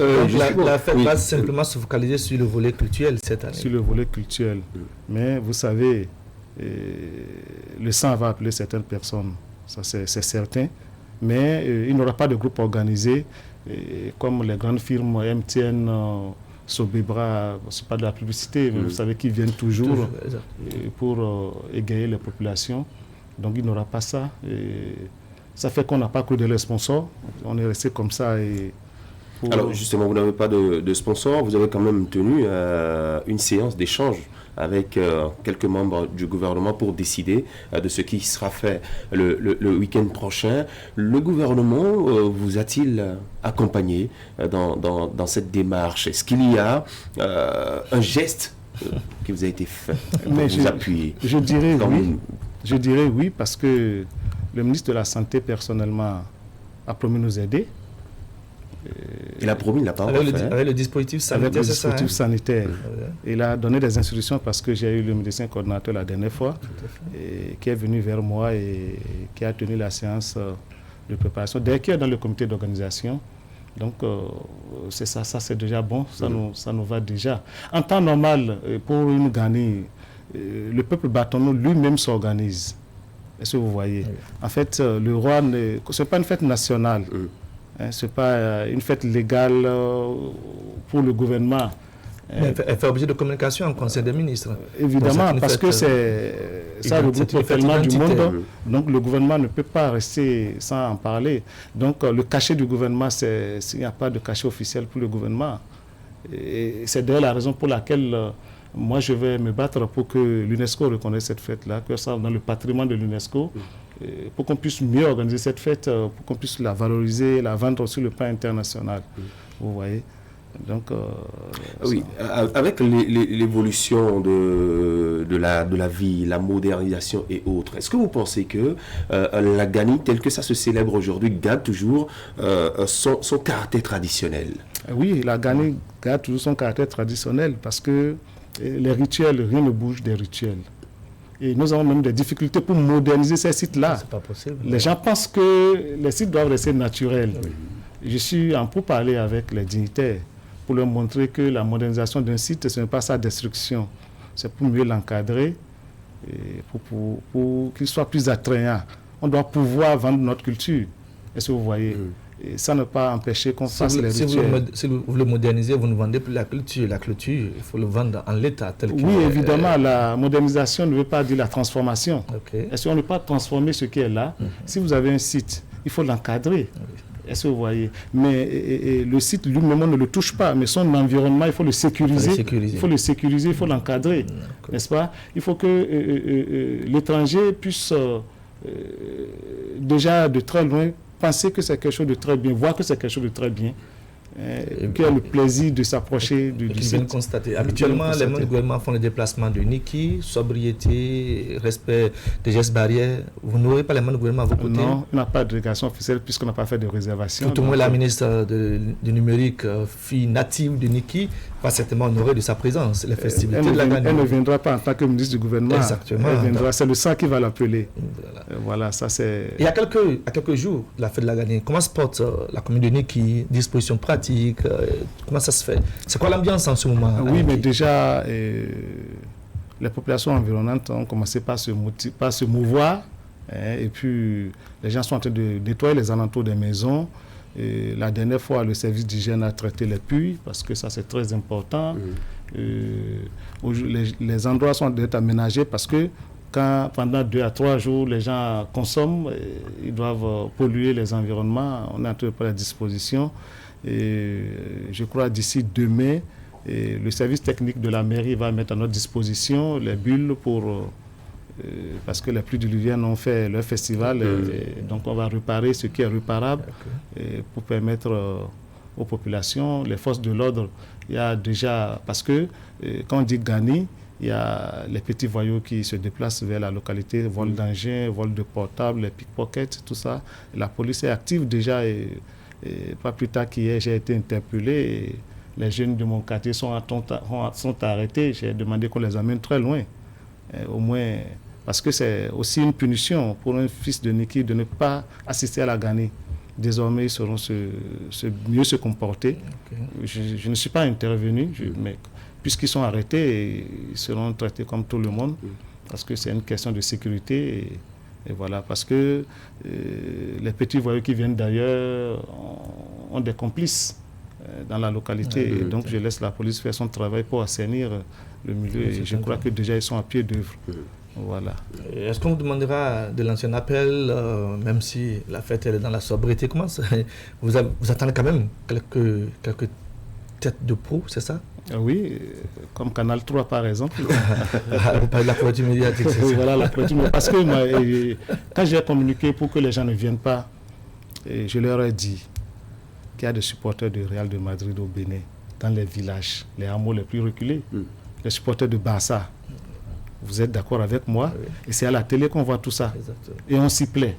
Alors j'ai demandé aux gens de rester à la maison et de suivre la Gani à la télé pour cette année. Il faut que la télé vienne. Mais je ne demanderai pas à l'empereur de payer le cachet. Chers amis journalistes. Vous avez tenu une séance de travail avec les membres du gouvernement. Il y avait le ministre de la Communication. Pourquoi puisque ce n'est pas une fête officielle. Est-ce que de façon officielle, je pourrais... Elle est officielle, la fête de la Gani, elle est officielle. C'est la fête de communication en Conseil des ministres. Elle est officielle, autorisée et reconnue en tant que telle par l'État béninois. Si vous le dites, il va s'agir pour vous simplement de trouver le modus. Vous avez... Ça me réjouit. Hier soir, j'étais avec le ministre de la Communication. J'étais avec le ministre de la Communication hier soir. Vous en avez échangé. On a échangé. Le volet communicationnel. On a échangé. La fête de la Gani cette année. Je sais que ma soeur m'écoute, le ministre de l'économie numérique. Elle sait tout faire d'ailleurs. Je sais que nous n'allons pas manquer de son accompagnement. Il y a le ministre de l'Intérieur d'ailleurs qui doit... Je ne sais pas comment il va s'arranger parce qu'il faut qu'il vienne faire allégeance au roi. Le ministre Sakalafia, il faut qu'il vienne. Ils sont bien nombreux. Ils sont nombreux. Ils ont envie de venir. Et vous aussi. Pas dans leur étoffe de ministre de la République. Non, mais ne se sont pas annoncés. Est-ce qu'on se sent en tant que maire, première autorité, baptême de feu pour le compte de la Gani, bien malheureusement, ça ne va pas se faire comme ça se faisait par le passé. Un maire pas du tout content de la manière dont les choses se font. Et au-delà, comment se porte la commune de Niki? Ça va être certainement votre mot de la fin. Oui, mais d'abord, en tant que maire, je me sens honoré. Tous mes collègues maires viennent à Niki. Puisque tous les maires de l'aire culturelle Bâtonneau viendront pour s'enquérir de l'état d'avancement du projet de construction du palais. Donc, il y aura une communication après que la maquette leur soit présentée, puisque l'empereur a voulu que tous les maires portent le projet. Donc, le vendredi matin, il y aura cette communication. Et certainement, il y aura un plaidoyer. Je dis certainement. Et après, on va faire allégeance au roi. Et voilà, et ceux qui sont peuvent partir, ceux qui veulent rester pour la fête vont rester. Bon, je dirais, en tant que maire, je suis honoré et j'ai aussi des pincements au cœur, puisque c'est de mon temps que Covid est là et c'est de mon temps que la Gani se passe. Votre première Gani, en principe, c'est votre première Gani. Voilà, et tout ça, nous allons prier pour que Covid s'en aille. Ma commune, elle est là, elle va mieux, elle ira plus mieux, parce que nous sommes en train de prendre des mesures fortes pour bien la cerner. On sent que vous êtes un maire plein d'ambition pour votre commune, Niki, le royaume de Niki, Niki, la commune de Niki, en matière d'infrastructure et bien d'autres projets communautaires à l'endroit des populations. Est-ce que Niki est bien loti? Non, je dirais pas du tout. Actuellement, je suis dans la phase de conception. Et la dernière fois, quand j'ai été abordé par des journalistes pour faire le bilan de mes 100 premiers jours, je leur ai dit que je n'ai qu'un bilan intellectuel. Et le bilan intellectuel, ça ne dit rien à personne. Du moins, à la plupart de nos compatriotes. Là, j'étais dans la phase de conception de projets. Je vais faire un catalogue de projets. Et vous voyez, et chercher des sources de financement autres que le FADEC. Parce que je me dis toujours que le FADEC, c'est l'argent froid. On le met à votre disposition et vous échinez à le dépenser. Est-ce que vous voyez? Donc, nous disons, il faut qu'on change de vision et ouvrir les communes à d'autres partenaires. Et le partenariat public-privé, aller vers ce sens pour qu'il y ait un peu de sérieux dans ce que nous faisons. Voilà, c'est la dynamique dans laquelle je vais m'inscrire. C'est pourquoi j'ai refusé de faire le bilan de mes 100 premiers jours. Je dis c'est intellectuel, mais laissez-moi finir, laissez-moi réfléchir. Je réfléchis et c'est comme ça. Et comme ça, un jour, j'étais en ligne à 2h du matin et j'ai été contacté par un journaliste. Mais pourquoi vous ne dormez pas? Je dis, mais écoute, je suis un chef quand même. Le chef ne dort pas quand son peuple dort. Sinon, c'est tout le peuple qui dort. Donc j'étais en train de réfléchir, j'étais en train d'écrire un projet. Donc il m'a dit, mais écoute, c'est du boulot. J'ai dit, oui, c'est du boulot. Mais je m'en suis rendu compte parce que je suis à mon baptême, je n'ai jamais dirigé. Je n'ai pas fait les grandes écoles administratives. J'ai fait mon université d'Abomey-Calavi. Je suis sociologue. J'ai fait un peu l'administration à l'université. Voilà. Et vous êtes bien entouré? Très bien. De bons conseillers? Très bien, très bien. Je profite pour les féliciter. J'ai un esprit dynamique, un CESAF très bien, très jeune. Je suis pratiquement plus âgé que la plupart de mes collègues. Ma première adjointe, mon premier adjoint, tous sont des jeunes frères. C'est un autre élan. Quand vous venez, tout change parce que tout est à reconstruire. Bon, je félicite aussi les prédécesseurs. Chacun fait ce qu'il pouvait faire et on doit continuer dans la même lancée. Donc ce n'est pas que les prédécesseurs n'ont rien fait, ils ont fait ce qu'ils pouvaient faire. Et nous continuons là-dessus et Niki ira plus mieux. Et le budget communal, ça s'élève à combien à la date d'aujourd'hui? Bon. Beaucoup de milliards? Non, pas de milliards, pas de milliards. Avec les fonds FADEC. Vous voyez, voilà des questions sur lesquelles j'ai des difficultés pour répondre. Moi, je n'aime pas mettre les fonds FADEC dans mon budget. Parce que, est-ce que ce serait continuel? Ça ne sera pas continuel. Moi, je veux faire le discernement. Et donc, souffrez que je ne vous dise pas le budget de la commune. Je vous remercie. D'accord, merci, monsieur le maire. En tout cas, je sais que la commune de Niki a beaucoup à offrir en matière de beauté. Lancez un appel à ceux qui vous suivent.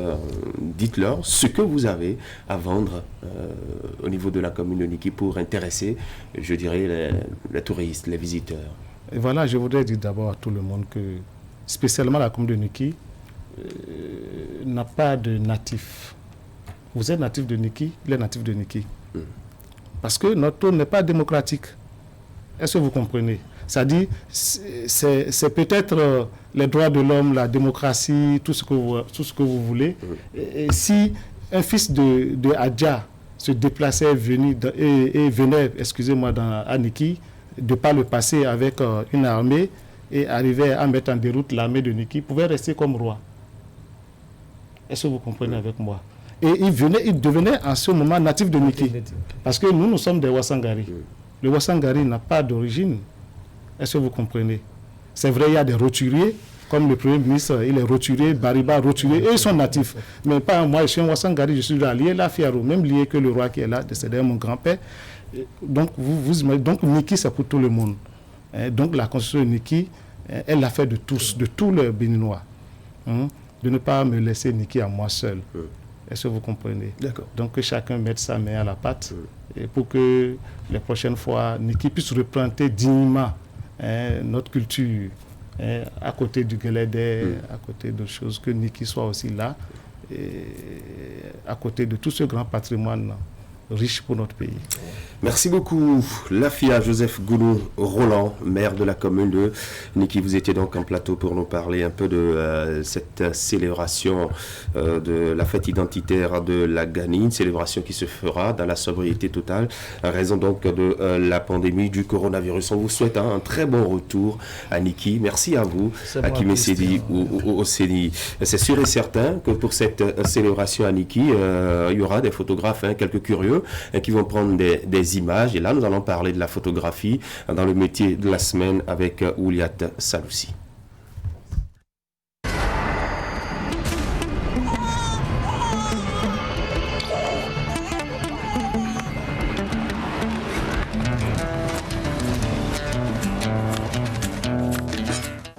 Son appareil photo en main, Célestin Aronso prend différentes images d'une dame qui pose pour lui. Pour prendre la photo d'une personne, d'un objet ou de quoi que ce soit, on utilise l'appareil. On ne peut jamais prendre photo sans l'appareil photo. Et pour les appareils photo, il existe beaucoup d'appareils photo. Et je dis et je reprends, tous les appareils photo sont bons. Seul celui qui est en train d'utiliser prend les dispositifs proprement dit pour donner ce qu'il veut à sa photo. Ça commence dès l'appareil. On prend l'appareil, il faut vérifier si la batterie est dedans. D'ailleurs, si on veut aller à un reportage, il faut chercher à charger les trucs et à mettre les trucs en place. Il faut vérifier si la batterie est dedans. Aujourd'hui, c'est numérique. Est-ce que la carte mémoire est dedans? Le flash marche. Parce que si on parle de la photographie, c'est la lumière. C'est dessiné avec la lumière. Donc, on fait la vérification de tout ça. Maintenant, on prend l'appareil. Ce n'est pas qu'on prend l'appareil, on commence la photo. Il faut des réglages. Selon la position de la personne, selon ce qu'on veut d'image, selon la position que la personne veut adopter à son image. Et avec tout ça, on prend la photo. On prend la photo, on copie ça dans l'ordinateur. S'il faut traiter, on traite. Et on va au labo, on tire. Par exemple, il y a des photos qu'on fait des multiplications. Ces photos sont des photos qui ont été prises déjà sur un terrain au cours d'un anniversaire. Et nous avons assez de photos ici. Maintenant, celle-ci, c'est une photo traitée par exemple. Si on appelle ça pas de garde, on résume tout ce qui a été fait sur une fille et elle est appelée pas de garde. Elle est traitée dans l'ordinateur. Si on rentre dans le domaine des shootings, tu prends la photo au point où la personne doit être tout nette et l'arrière-plan est faux. Donc là, on adopte ça d'après l'appareil. Aujourd'hui, le métier de photographie est en pleine évolution. Les photographes, on en rencontre un peu partout et surtout lors de diverses célébrations ou autres activités. Pour Célestin Arlonsou, la photographie est un métier qu'il a aimé depuis son jeune âge. C'est un don. C'est depuis bas âge que j'ai commencé la photographie. La chance que j'ai, mon papa est photographe. Et j'ai commencé avec lui depuis qu'il était sur les bancs en classe de 6e. Jusqu'à un niveau donné, il m'a initié dans les ateliers de photographie. Tout allé à l'école, je continue tout de faire la photo. Une chance pour moi, j'ai été à un concours de la photographie pour une formation duale organisée par l'État. Je suis admis, j'ai fait formation duale dans YEC Service. Pour 3 ans de formation. Donc, j'ai été diplômé d'État de CQP, certificat qualificatif professionnel. Et bien après ça, après mon baccalauréat, j'ai continué toujours mes parchemins, toujours dans la photographie, dans le domaine de l'audiovisuel et de la communication. Donc, j'ai fait jusqu'en 3e année à l'école technique de l'audiovisuel et de la communication à Cotonou. Célestin Arlonsou s'est spécialisé dans la production des œuvres audiovisuelles et de la communication. Après sa formation, il s'est installé ici au quartier Sémé, dans la commune d'Abomey-Calavi, il y a environ 2 ans et forme également des jeunes au métier. Pour la formation des jeunes, nous avons actuellement 5 apprenants que nous sommes en train de former. Non seulement les déscolarisés, mais il y a aussi des étudiants que nous formons. Actuellement, nous avons à présent au moins 2 apprenants dedans. L'autre, il y a quelqu'un qui est déjà en 2e année de l'industrie. Il a déjà fait 1 an dans l'audiovisuel. D'ici peu de temps, on dit que c'est des formations professionnelles qu'il faut faire. Il a choisi de faire la formation professionnelle, il a déjà fait 1 an bouclé. Il y a une seconde qui est là, elle a commencé nouvellement, elle veut faire une formation d'1 an. Elle a commencé il y a de cela 1 semaine. Il y a d'autres qui ne sont pas encore présents car aujourd'hui il est jour de repos. Au dire du photographe, la clientèle apprécie ses œuvres. Même si pour lui, le métier nourrit son homme, il ne manque pourtant pas de difficultés. Mais cela n'empêche pas Célestin Arlonsou, qui a d'ailleurs des projets, d'évoluer dans l'activité. Personnellement, il faut noter que j'ai commencé avec la photographie. À un moment donné, je suis devenu producteur en audiovisuel, c'est-à-dire j'ai commencé avec la photographie dans l'atelier et avec YEC Service, formation duale, je suis devenu producteur. Parce que dans les ateliers, c'est prendre les photos simplement ou prendre les vidéos simplement et les techniciens s'en chargent. Mais avec YEC Service, on nous a appris à traiter nous-mêmes nos photos, nos vidéos. Maintenant, mes projets, ce que j'envisage, je dis d'ici peu de temps, j'aurai une maison, une grande maison de production. Pourquoi pas une télévision? Ce sont mes ambitions. D'ici peu de temps, au lieu de ISOPro Service, ça doit être ISOP TV. Le spécialiste des photos saisit l'occasion pour inviter les jeunes à ne pas baisser les bras et à opter pour la photographie. Je dis premièrement aux jeunes de réfléchir un peu et de revenir au métier de la photographie. Ils auront leur bonheur dedans. Moi, je suis riche dedans. Je suis un milliardaire dedans. Je suis sûr. Pour les autorités qui nous suivent, je dirais simplement de nous aider, nous jeunes, à évoluer dans la photographie. Que ce n'est pas ce qu'ils pensent qui se passe sur le terrain. C'est calmement autre chose qui se passe sur le terrain. De nous aider. surtout dans les matériels, parce qu'aujourd'hui, sans les matériels, tu ne peux rien faire, quoi qu'en soit le métier. Surtout dans la photographie, c'est des appareils qui coûtent des millions. Il y a des appareils photo qui coûtent des millions, 2 millions, 3 millions.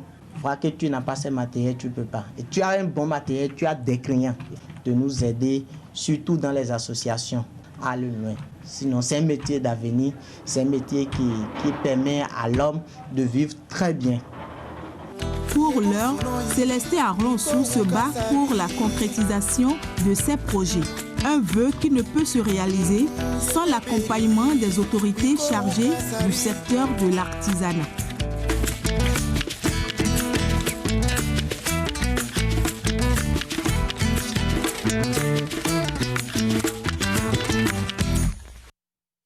– 45 merci de votre fidélité à ce programme Actu Matin. Dernier rendez-vous, la revue de presse. Narcisse Alosset a lu pour nous la presse nationale, le compte rendu.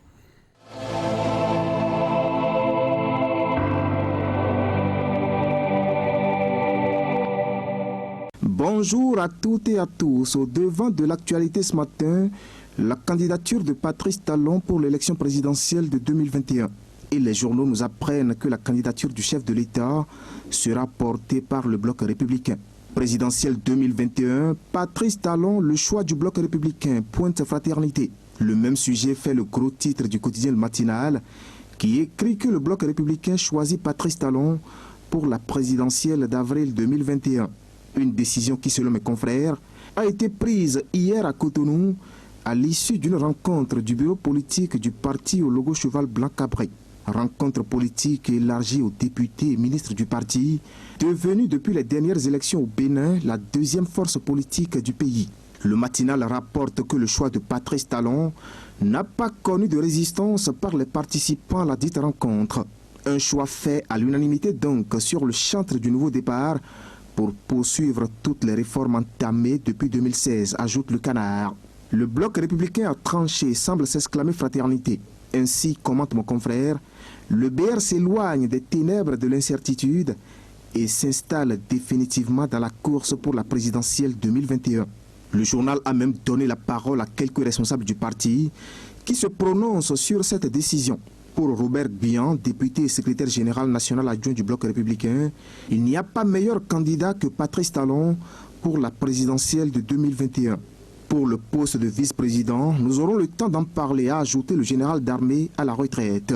Derrière le choix, il y a la détermination des membres et responsables du parti d'œuvrer pour faire gagner leur candidat à l'issue de cette compétition électorale. Patrice Talon n'a pas à s'inquiéter outre mesure pour sa réélection, a affirmé Ablaye Gounou, député bloc républicain, dans des propos rapportés par le Canard de Ménotin. Tout comme lui, le maire de Tofa aussi dit se préparer pour mouiller le maillot. Le plus important, c'est de permettre au peuple de comprendre les raisons de ce second mandat, a dit Bibiane Adamazé-Soglo dans les colonnes de fraternité. Et de la parole à l'acte, les velléités de soutien à cette candidature ont déjà commencé sur le terrain. Une bonne partie de la presse nous apprend qu'à Cotonou, la fièvre monte déjà dans le 12e arrondissement. Ici, renseignent mes confrères, le bloc républicain et son élu municipal, Léopold Gbénou, déploient déjà la machine sur le terrain pour la réélection de Patrice Talon. Ce personnage politique, connu pour son engagement au service des autres, a mobilisé ses militants le week-end dernier autour de la candidature du chef de l'État, informe les publications. Perspective de la présidentielle 2021, écrit en gros titre le journal Pays Émergent, le conseiller Léopold Gbénou et sa base mettent déjà en branle la machine à gagner pour la réélection de Patrice Talon. Conclusion de mes confrères, l'élu bloc républicain à Cotonou ratisse large pour le chantre du nouveau départ. Dans la suite, ce matin, le quotidien Le Matinal fait un clin d'œil à l'histoire avec cette date du 26 octobre qui marque le début de la révolution dans le Dahomey d'alors. Et déjà 48 printemps sont passés, renseigne la publication. Devoir de mémoire, il y a 48 ans la révolution, peut-on lire à la 2 de 1 du quotidien Le Matinal. Le quotidien La Nation, lui, consacre son gros titre à la révolution numérique avec la mutation digitale de la Poste du Bénin. Ici, informe le quotidien du service public, la dématérialisation de la Caisse nationale d'épargne est amorcée. Le journal annonce pour le 1er novembre le début de la phase pilote. Toujours dans la suite, ce matin, Justice et le quotidien Fraternité qui nous informe que 14 personnes ont été condamnées hier lundi par la Cour de répression des infractions économiques et du terrorisme CRIET. Et ils l'ont été pour des faits de détention et usage de substances psychotropes, d'exercice illégal de pharmacie et d'escroquerie par le biais d'un système informatique ou d'un réseau de communication électronique. À en croire le journal, les mises en cause ont été punies avec des peines d'emprisonnement qui varient entre 2 et 5 ans. Au total, précise le journal, plus de 5 millions de francs CFA ont été versés au trésor public. C'est l'essentiel à retenir ce matin de l'actualité, vu et commenté par les journaux.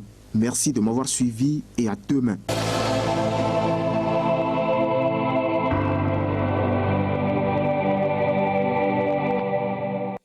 Merci à vous également, Narcisse Alassé, pour cette revue de presse qui vient mettre un terme à votre matinale Actu Matin. Merci à vous qui avez pris ce rendez-vous. Depuis 7 heures, c'est la descente et nous allons dire également merci à toute l'équipe technique qui nous accompagne tous les jours du lundi au vendredi, avec à sa tête une dame, Christelle Podécon, à la réalisation Moufid Sabouran, derrière toutes les caméras, studio Achille Nyakadia au son, Francis Kokou, et Ignan Sounou pour l'infographie pour Litsumaou, à la diffusion, et puis Sylvia Rontonji pour le maquillage de ce matin. Merci à tous, bonne journée.